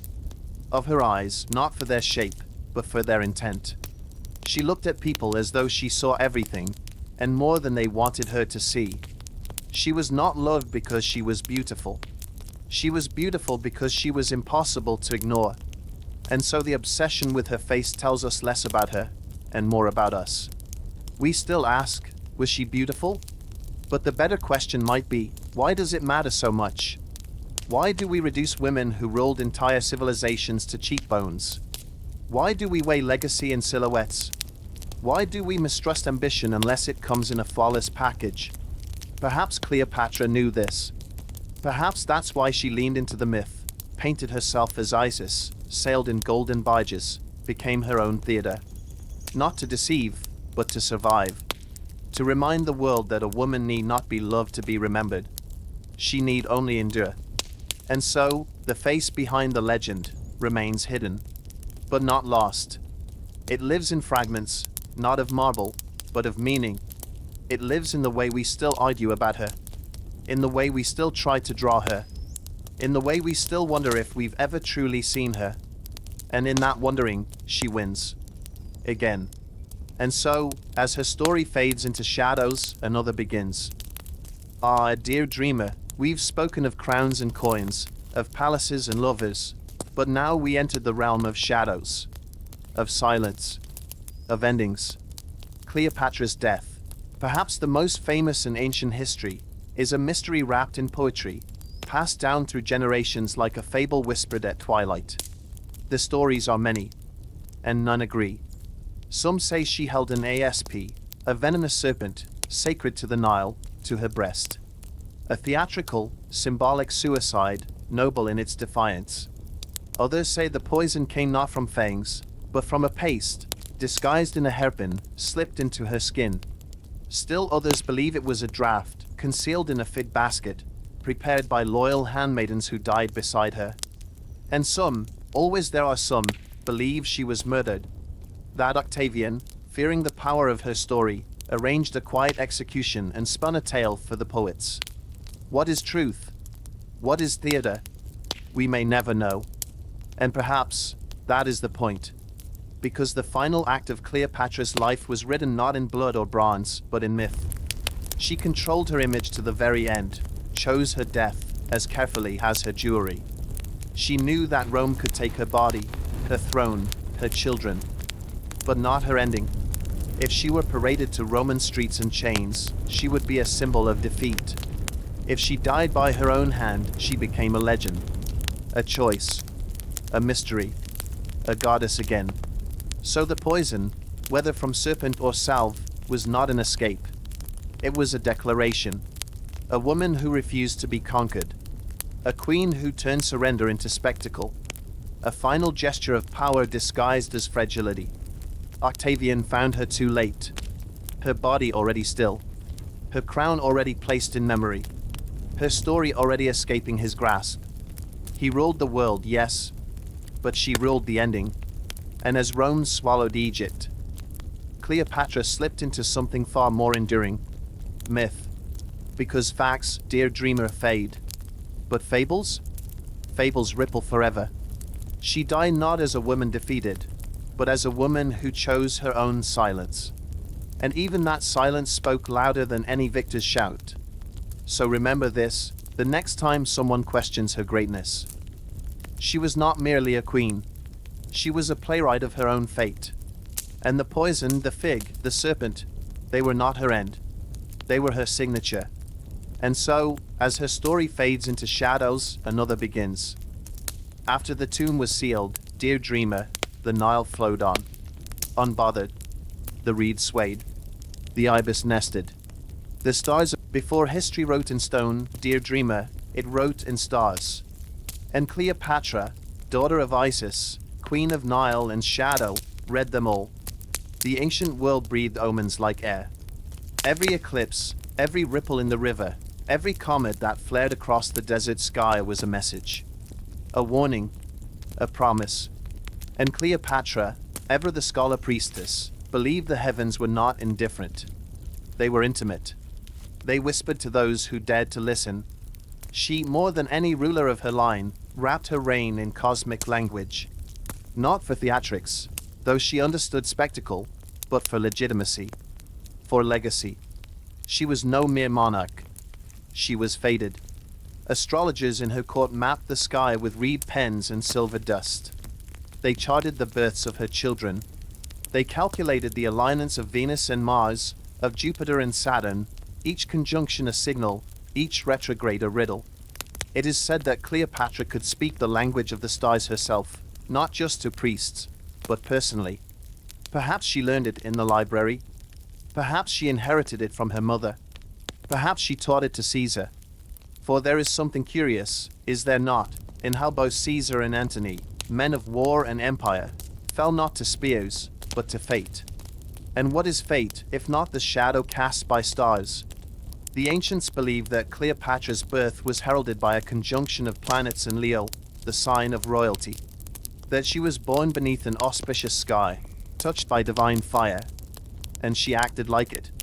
She did not merely rule, she aligned herself with the cosmos.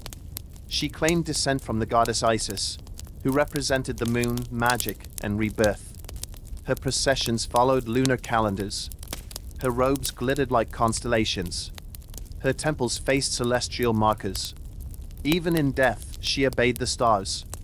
For the date of her suicide, too, aligns with the rhythms of the heavens, near the heliacal rising of Sirius, the star sacred to Isis, which marked the annual flooding of the Nile. A symbol of death and renewal. Coincidence? Perhaps. But Cleopatra did not believe in coincidence. She believed in omens, and in understanding the world not as chaos, but as choreography. She read the signs and became one. After her death, the stars kept moving. But now, others read her as omen. For Romans, she became the fallen star, a caution against ambition. For mystics, she became a symbol of forbidden wisdom. For dreamers, she became a constellation of what might have been. Today, we still name planets and asteroids after her. Still trace her fate in charts and sky maps.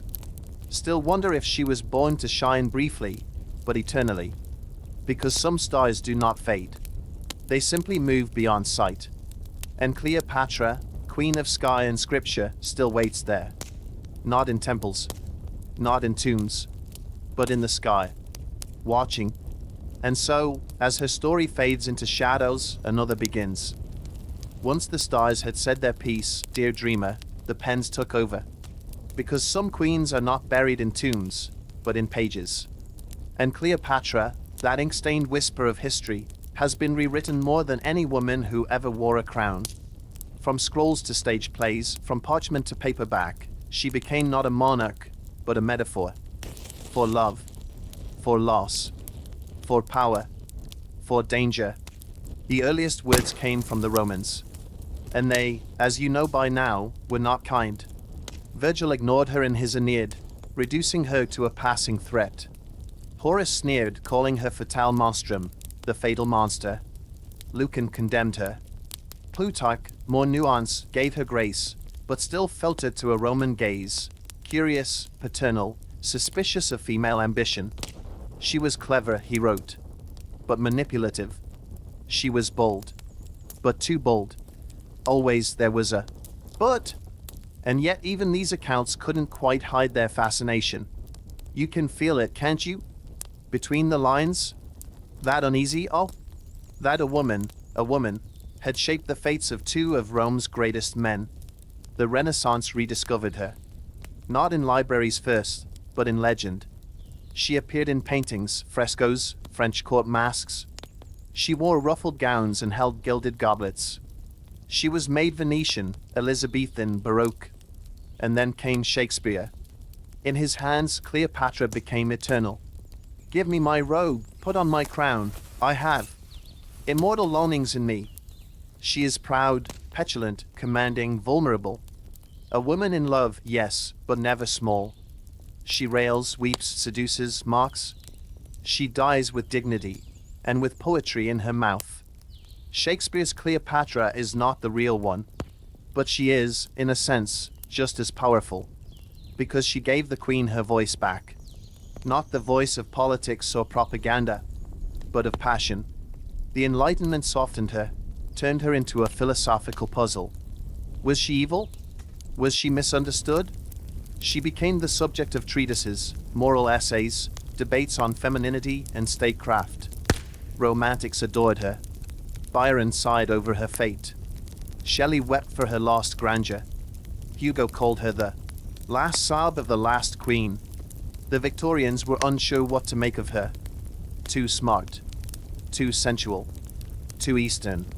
She appeared in novels as a sorceress, an enchantress, a goddess in human skin. Always enchanting, rarely commanding. Her intellect was buried beneath descriptions of perfume and pearls. But the 20th century brought a reckoning. Writers returned to her with new questions. Was she truly in love? Was she a victim of colonial narratives? Was she black? Was she feminist? Historical fiction reimagined her as a brilliant ruler. Biographies sought the truth beneath the myth. Essays reclaimed her. She was no longer just a queen. She was a prism, a way to look at ourselves, at how we judge women, at how we write history, at what we choose to remember, and what we choose to romanticize. And still, the ink flows. Books, plays, scripts, tweets, threads, debates. She lives in the margins and headlines, in academia and Instagram captions alike. Because Cleopatra, dear dreamer, is no longer a chapter in someone else's story.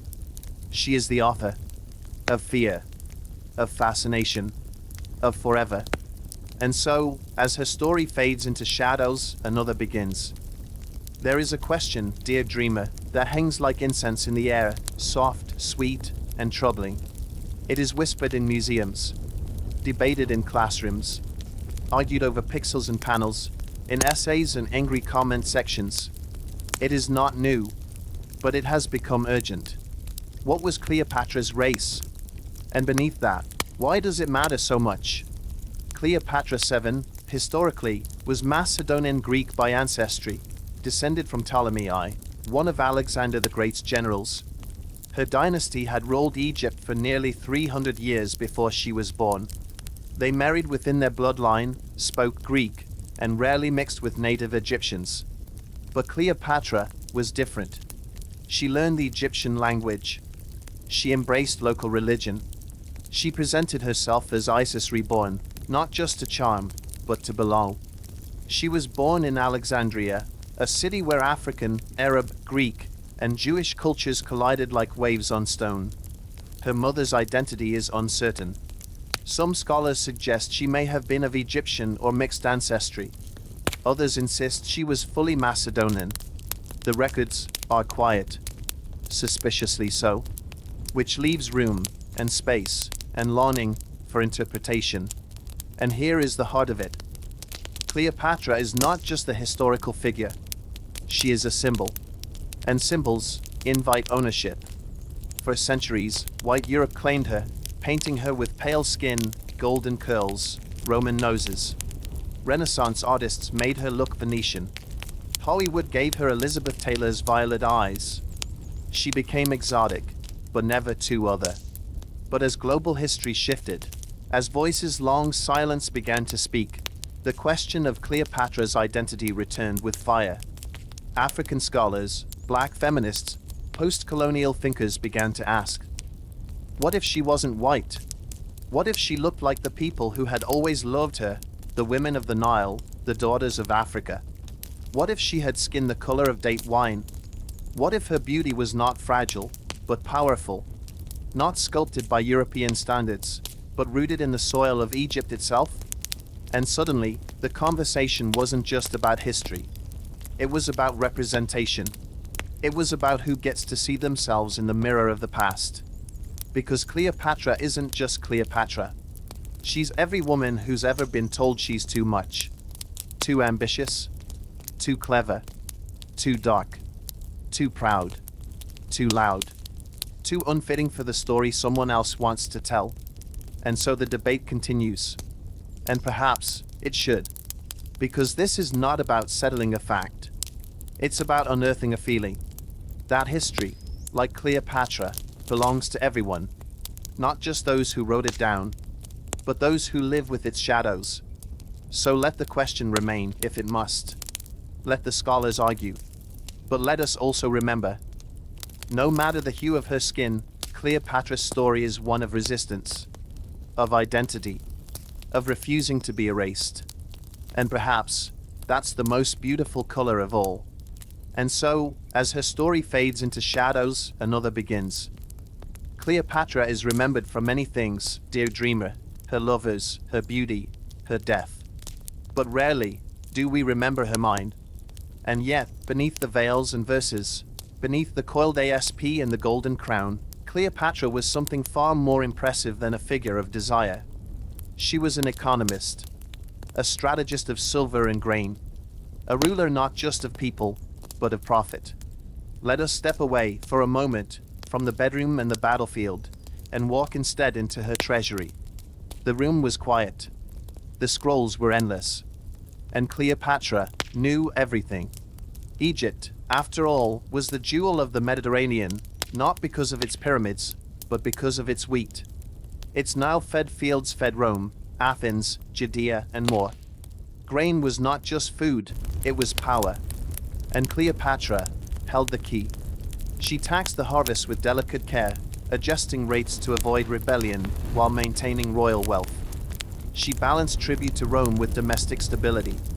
She made sure her ships sailed full, not just of cargo, but of influence. She controlled the coinage, and unlike most of her ancestors, she minted her own image right beside her co-rulers, including her brothers and her son. She did not shrink herself to the background. She placed herself squarely on the money, little proof that she was not just a consort, not just a priestess, but the sovereign. She restructured land ownership, revived trade with India, encouraged the use of the port of Berenice to access Red Sea markets. And when famine came, as it always did in lands ruled by the rhythms of water, she fed her people. She opened the granaries, not as charity, but as investment. Because Cleopatra understood something most rulers forget: a hungry people do not worship, but a fed people remain loyal. Even as war loomed, even as Rome sharpened its daggers, even as her enemies painted her in darker and darker tones. She kept the books balanced. She paid her soldiers. She financed Antony's campaigns. She sent fleets, not just to fight, but to trade. And she never once, not once, allowed Egypt's treasury to fall into ruin. She inherited a kingdom in debt. She left it richer than she found it. And that, perhaps more than any romance, was her true brilliance. She ruled not with seduction, but with spreadsheets, with scrolls, with statistics, with sense. Because what is a queen without gold? What is an empire without bread? And Cleopatra knew this better than anyone. So let the poets write of her lips. Let the artists paint her eyes. But remember this: Cleopatra's real power did not lie in her perfume. It lay in her ledger. And in that quiet, brilliant room, full of grain tallies and tax records, she wrote a different kind of poetry. One that saved lives. And, for a time, saved a kingdom. And so, as her story fades into shadows, another begins. There is a sadness, dear dreamer, that hangs not in the air, but in stone. In the temples of Edfu and Philae. In the columns still standing in Carmambo. In the ruins of Alexandria, half buried by sea and time. A sadness shaped not by destruction, but by absence. Because Cleopatra ruled for 22 years. She walked among priests and philosophers. She built, restored, negotiated, commanded. And yet, Egypt's stones speak little of her. Where are the hieroglyphs praising her reign? Where are the stelae recounting her victories? Where are the statues carved in her likeness, arms raised to the gods? The answer is complicated. You see, the Ptolemies, for all their power, were outsiders. Greek by blood, Egyptian by necessity. Their role was written in two scripts, Greek and Demotic, two worlds balanced like jars on a reed boat. Cleopatra was the first in generations to truly learn both. But even she could not erase centuries of separation. And by her time, the temple walls had become quieter. The grand inscriptions of the new kingdom, those bold declarations of divine right and celestial favor, were fewer. The old ways still flickered, yes, but they were flickers, not flames. Add to that the fires of conquest, the floods of war, the Roman need to erase what came before. And what you are left with is silence. The stones could not speak for her, not in full. And so we search for her in whispers, in coins, in fragments, in footnotes. We reconstruct her reign from the writings of her enemies, from Roman pens dipped in disdain, from historians more interested in drama than truth. But history, like a temple, is not only built of what is there. It is also built from what's missing. The blank space between pillars, the broken lintel, the unfinished cartouche. These too tell a story. A story of a queen who ruled a land that was never fully allowed to claim her. A story of an Egypt caught between worship and war, between the gods of its ancestors and the laws of its occupiers. A story of what it means to belong to a place and still be seen as foreign. And yet, the land remembers. In its soil, in its songs, in the way the Nile still curves like a serpent through sand, as if echoing the one who wore the serpent on her crown. The temples do not speak of Cleopatra in full voice, but in their silence, she lives. As the queen they could not fully carve, and the woman they could never quite forget. And so, as her story fades into shadows, another begins. Not all power is seen, dear dreamer. Some power lingers in the air, softer than a whisper, stronger than steel. Some power enters the room before the crown does. Some power is sent. And Cleopatra, ever the artist of atmosphere, understood this intimately. She knew that to rule was not just a command, but to enchant, to conjure, to haunt. Imagine her now, not in war or court or ceremony, but in her private chambers. The sun low, the air thick with incense. Servants crushing petals and herbs with stone, releasing their oils into delicate vials. Egypt, after all, was the cradle of perfume. The temples themselves were perfumed, daily offerings of myrrh and frankincense rising toward the gods like prayers and smoke. Priests anointed statues. Rituals were incomplete without aroma. To smell divine was to be divine. And Cleopatra was divinity made flesh. She commissioned custom blends, sacred and secret. Jars of Kifi, the sacred temple fragrance, were prepared not just for offering, but for bathing. A mixture of honey, wine, cinnamon, juniper, and frankincense, ground and aged like fine poetry. She used rose. She used cardamom. She used blue lotus, hypnotic, sensuous, trance-inducing. She wore scent like armor. When she first met Mark Antony, as the legends go, she arrived on a golden barge whose sails were soaked in perfume. So potent was the air around her that he could smell her before he saw her. And by the time he did, he was already lost. Scent, for Cleopatra, was more than seduction. It was ritual. Before counsel, anointing. Before letters, incense. Before sleep, bathing in oils, beneath stars carved into her ceiling. The rituals were not frivolous. They were sacred acts, ways of embodying goddesshood. To Cleopatra, Isis was not a figure to worship from afar, she was a form to inhabit. And perfume was invocation. She believed, as many did then, that scent connected the earthly to the eternal. That to inhale was to remember. That the soul could be carried on the breath of jasmine, that the heart could be softened by sandalwood. Even in death, the rituals endured. Her tomb, we are told, was filled with the smells of incense. A final veil drawn not with cloth, but with scent. An offering to the gods. A message to the world, that even in her stillness, she would be felt. And isn't that the truest kind of power? To linger. Unseen. Unforgotten. To haunt the air long after your voice has gone silent. Cleopatra ruled by many means, wit, wealth, allure. But perhaps her most potent rule was invisible. In scent. In ritual. In the pot of memory that cannot be written, only inhaled.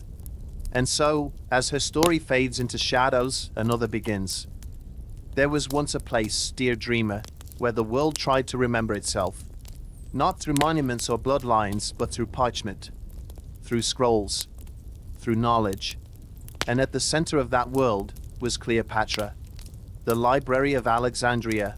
Even the name hums like reverence. A sanctuary of thought, a temple to human curiosity. It was said to hold over 400,000 scrolls. Some say more. Mathematics, medicine, poetry, law, astronomy, the wisdom of Egypt, Greece, India, Persia, all gathered beneath one roof. And though it had been built long before Cleopatra's time, she knew its power. She did not see the library as an artifact. She saw it as a throne. Because Cleopatra, unlike so many rulers of her age, did not fear intelligence. She cultivated it. She was, by all accounts, a scholar in her own right. She studied philosophy, science, languages, and religion. She spoke 9 languages. She could debate in Greek, decree in Egyptian, and seduce in Latin, not just with beauty, but with brilliance. And she understood that knowledge was more than enlightenment. It was leverage. Scrolls could shape policies. Text could sway allies. Knowledge could win wars without drawing a sword. In her reign, she supported scholars. She funded translations. She kept Alexandria alive as a beacon of learning even as Rome darkened the skies beyond. Imagine her walking its corridors, fingers trailing along wooden shelves, listening to astronomers, questioning historians. Not as a guest, but as a guardian. But the library, like Cleopatra, was destined for silence. Its fate remains uncertain, wrapped in the same smoke and myth as hers. Was it burned when Caesar set fire to the ships? Was it sacked in later wars? Did it simply fade, scrolls taken, crumbled, lost? No one knows. But when it vanished, something beautiful disappeared. Not just books, but a vision. That the world could be preserved not through conquest, but through understanding. That a queen could rule not just with gold, but with ink. And when Cleopatra died, the library was not officially hers, but it was her soul. And in losing her, the world lost a patron of knowledge, a woman who dared to believe that intellect was not just a luxury, but a duty. She was not afraid of ideas. She wore them. And though the scrolls are gone, the idea remains. That somewhere, there was once a queen who read more than she ruled. Who ruled because she read. And that, dear dreamer, is a legacy no fire can erase. And so, as her story fades into shadows, another begins. To rule, dear dreamer, is to perform. Not once, but always. And Cleopatra, ever the mistress of stagecraft, performed divinity with a reverence so precise, it became belief. She did not merely worship Isis. She became her. In the golden processionals through Alexandria, Cleopatra did not ride as a mortal monarch. She stood cloaked in white linen, crowned with the solar disk and cow's horns of Isis, walking in incense smoke, trailed by dancers and priests. She moved not as queen, but as goddess returned. And her people believed. Or rather, they wanted to believe. For centuries, Egyptian rulers had claimed kinship with gods. Pharaohs were seen as sons of Ra, embodiments of Horus, chosen by divine will. But the Ptolemies? They were Greeks. Foreigners. Interlopers. Cleopatra changed that. By taking on the mantle of Isis, not as symbol, but as skin, she rerouted herself in Egyptian soil. Isis, after all, was no distant deity. She was beloved. Goddess of motherhood, magic, mourning, and rebirth. Protector of the Nile. Wife of Osiris. Mother of Horus. Mistress of spells. A divine queen, just like Cleopatra aspired to be. So she took Isis into her wardrobe, her rituals, her politics. And through this divine theater, she bridged the chasm between her Greek blood and Egyptian heart.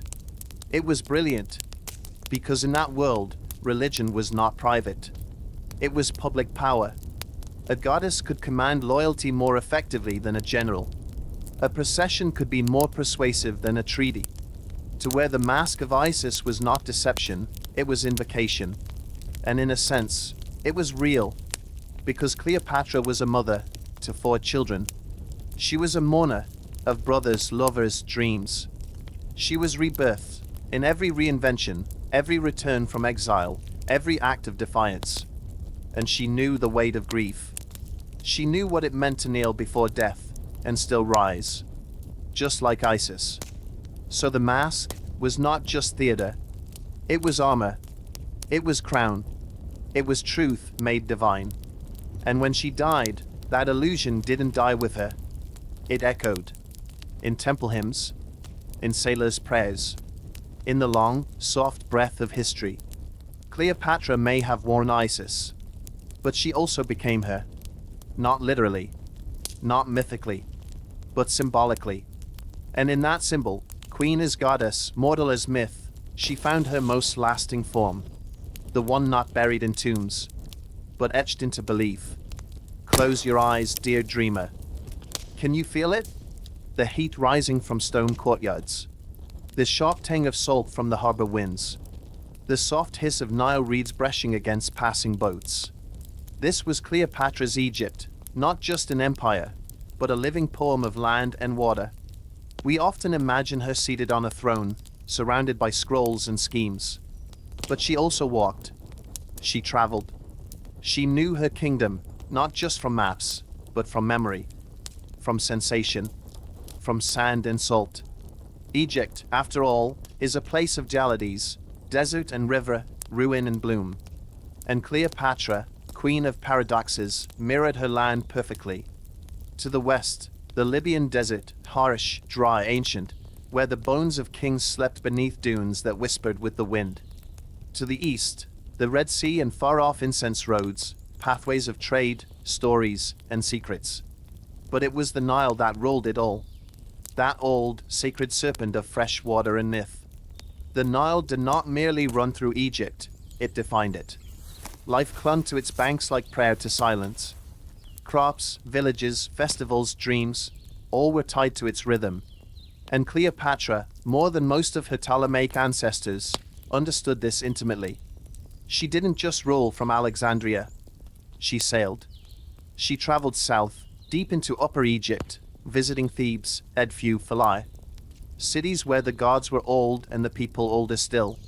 She spoke their language. She walked their temples. She made offerings not as a conqueror, but as one of their own. She reconnected her dynasty to its forgotten root, to the land, to the old gods, to the people who knew the names of winds and stars better than senators ever could. And the people responded. They didn't love her because she was powerful. They loved her because she belonged. She didn't merely live in Egypt. She was Egypt. Its contradictions, its beauty, its melancholy, its refusal to be forgotten.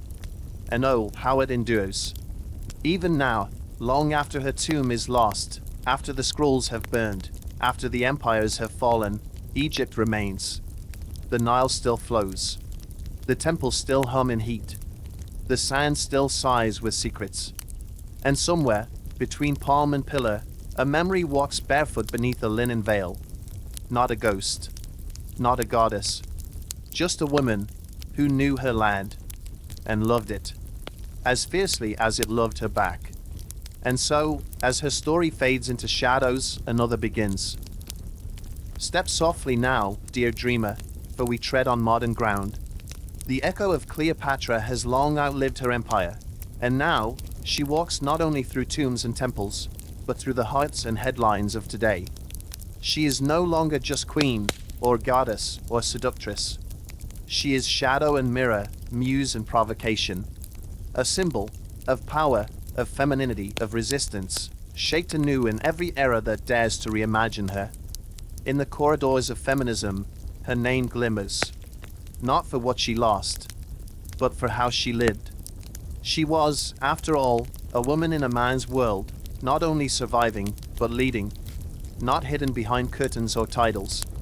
Not content to reign from the background. She governed. She negotiated.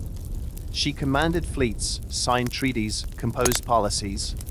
Her lovers were powerful, yes, but they did not define her. She was not a chapter in their stories. They were paragraphs in hers. And modern women have noticed.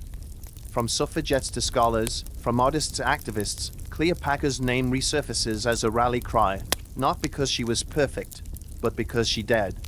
She dared to be brilliant, to be ambitious, to be unafraid of her own voice.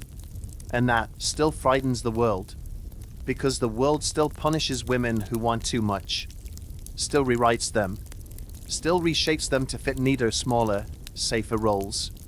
But Cleopatra, even in memory, resists. She reminds us that power and femininity are not opposites, that beauty is not submission, that intellect is not arrogance, that love does not require surrender. Modern feminists have taken her apart and put her back together, again and again, each time finding something new. Was she a tool of empire? A feminist icon? A cautionary tale? Yes. And no. Because Cleopatra refuses simplification. She insists on being complex. And in doing so, she offers something precious. Permission. Permission to be flawed and fearless. To be soft and strategic. To be more than what the world expects, and exactly what it fears. She casts a long shadow, yes, but it is not a cold one.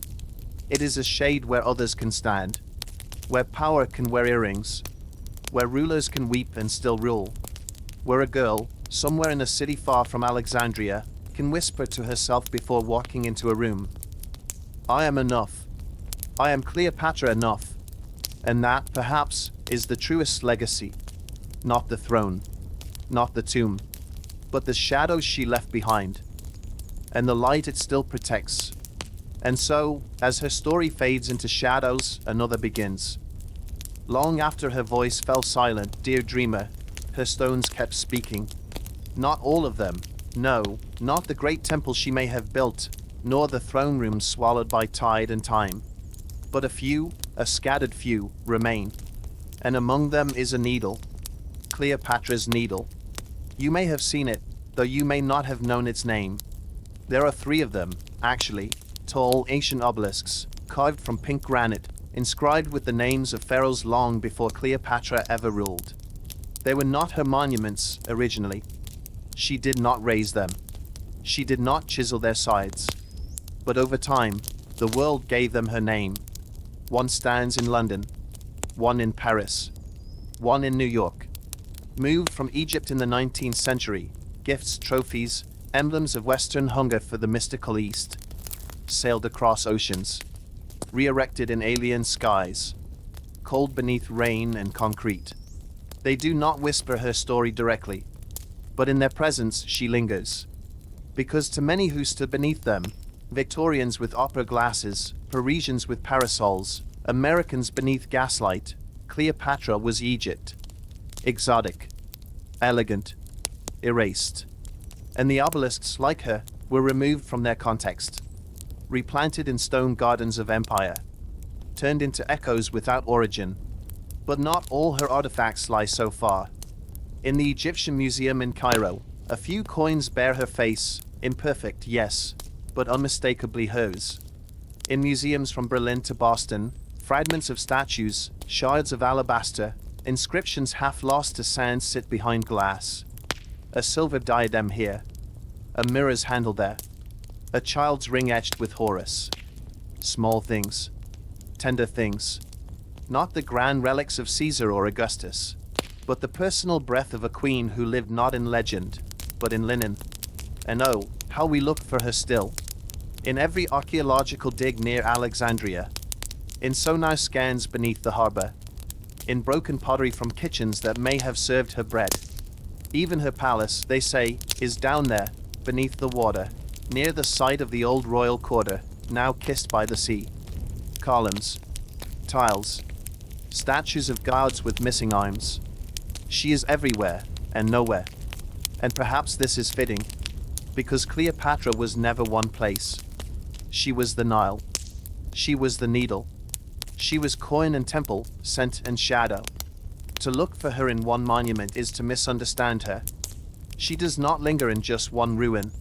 She lingers in the act of searching, in every eye that scans an exhibit, in every hand that brushes ancient stone, in every sigh before a glass case. She lives in wonder. And so, as her story fades into shadows, another begins. Lights down, dear dreamer. The screen flickers. The music swells. A figure steps into frame, regal, radiant, impossible. She is Cleopatra. Not the one who sailed the Nile. Not the one who wrote in Greek and whispered to Caesar. But the one born from camera reels, eyeliner, and golden fabric. This is how so many of us met her first. Not through scrolls, but through cinema. In the 20th century, Cleopatra was reborn, not once, but many times. Each era sculpted her anew. In 1917, Theda Bara played her as the original vamp, scandalous, mysterious, wrapped in serpents and silk. She was silent, but seductive. A creature of smoky gaze and crimson lips.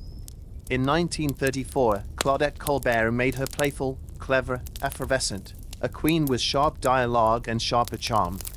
Her Cleopatra was not haunted, but dazzling.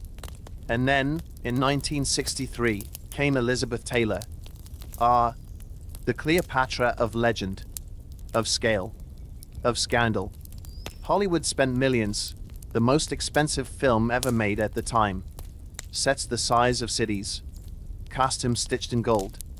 Dozens of costume changes, hundreds of extras, thousands of candles. Richard Burton's Antony. Taylor's lined eyes. Their real affair bleeding into the real. It was spectacle.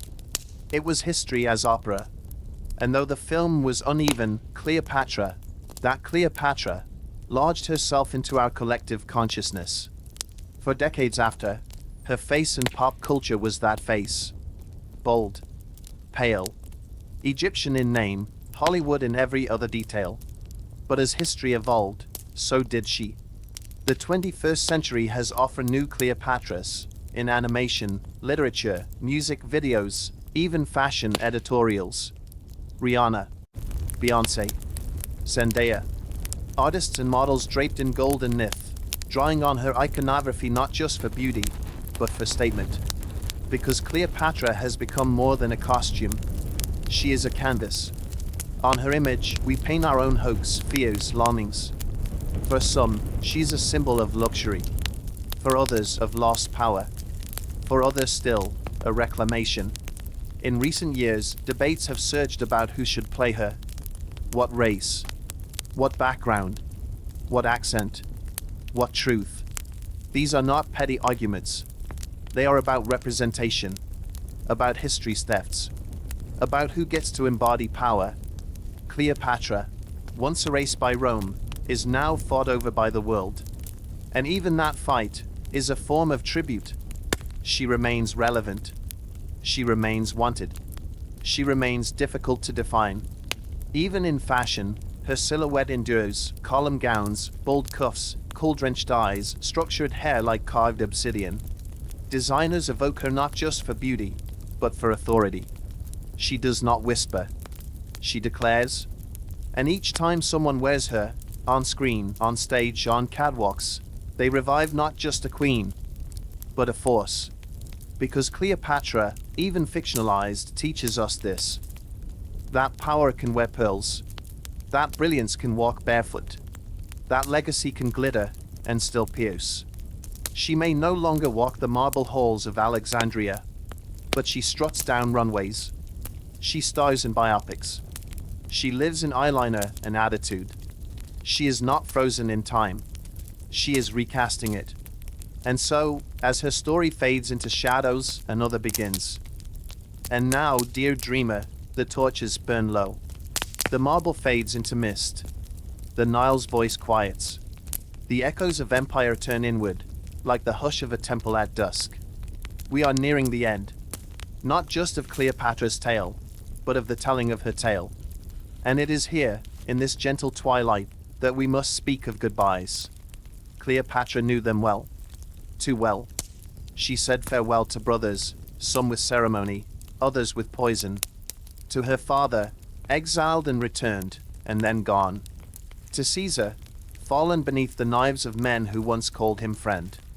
To Antony, who bled in her arms, whispering a name he could no longer shape.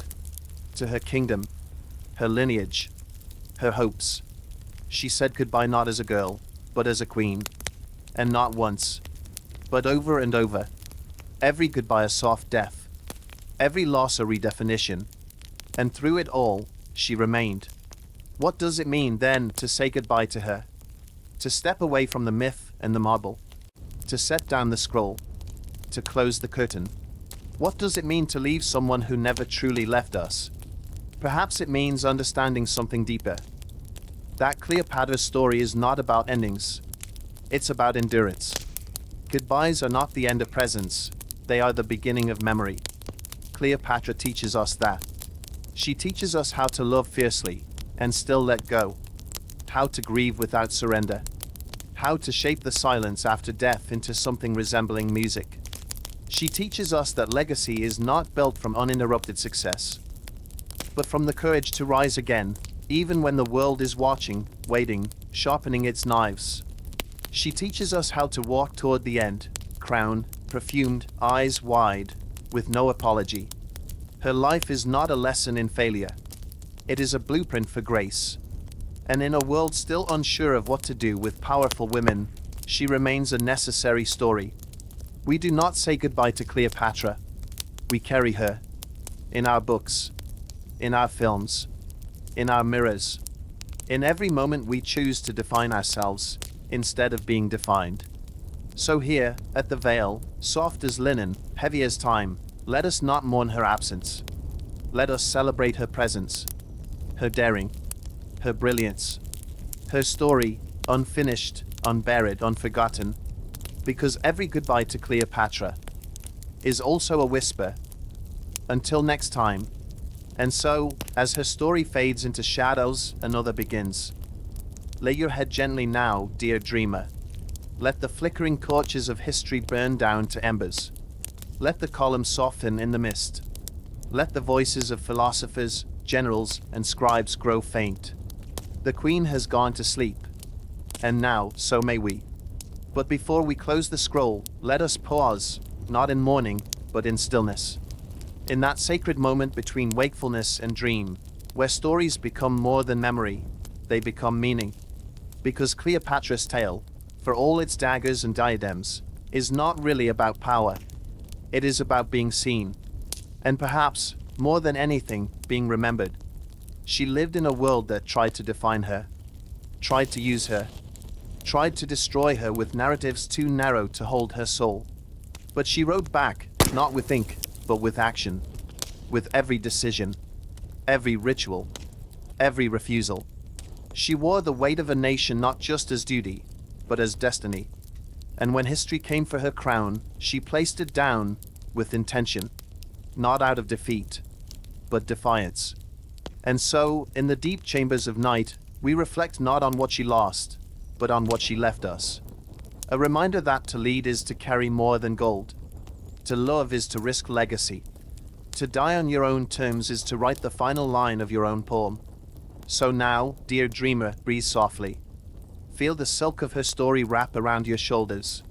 Let the Nile lull you with its rhythms.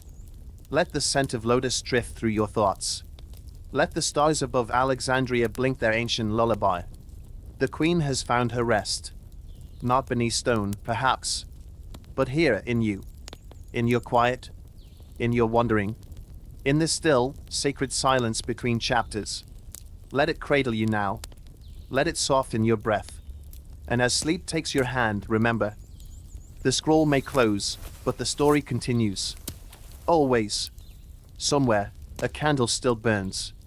Somewhere, a boat still drifts. Somewhere, a queen still dreams. And so, as her story fades into shadows, and so, dear dreamer, we come to the end. Not the end of Cleopatra, no, she is far too clever to allow such a thing. But the end of this telling. This walk together through candlelit halls, through broken tombs and blooming lotus, through sea spray and scrolls, through memory's corridors. It is night now, truly night. Above, the stars have arranged themselves in silent tribute, not just to her crown, but to her courage. Somewhere below them, Alexandria dreams. The lighthouse is gone. The royal barges are silent. But the city still holds her, not in stone, but in spirit. The breeze carries the perfume of jasmine. The waves whisper in languages long extinct. And on a quiet rooftop, in a dream you may not remember, she waits. Not as queen, not as goddess, but as a woman who once dared everything and left behind something eternal. Tonight she does not speak. She simply watches, as if to say, "You know my story now. What will you do with it?" Because her tale, of defiance, of desire, of dazzling sorrow, is not just a lullaby from the past. It is a mirror, held gently, offered honestly. You may not be born in marble halls. You may not command fleets. But like her, you carry choices. And like her, you carry dreams. So rest now, dear dreamer. Let the waves of her world recede. Let the sands of her kingdom fall still. Let the last light of her legend shimmer in your breath. And know this.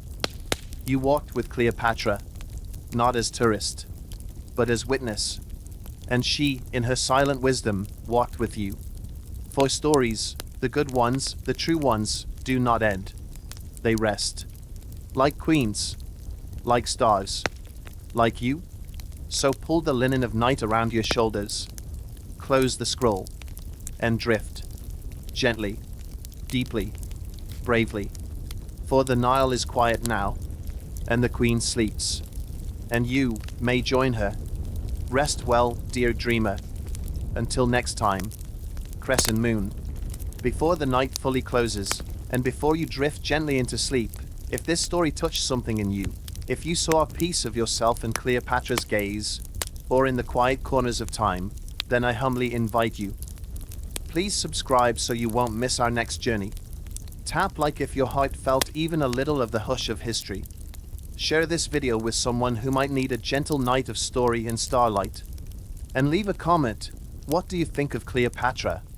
And where are you listening from? And what time is it for you right now? Because I know, you, me, and everyone else tuned into this video, we all shared the same little habit. We reach for stories when the world has grown quiet. Sparkles. Rest well, dear dreamer. Until next time.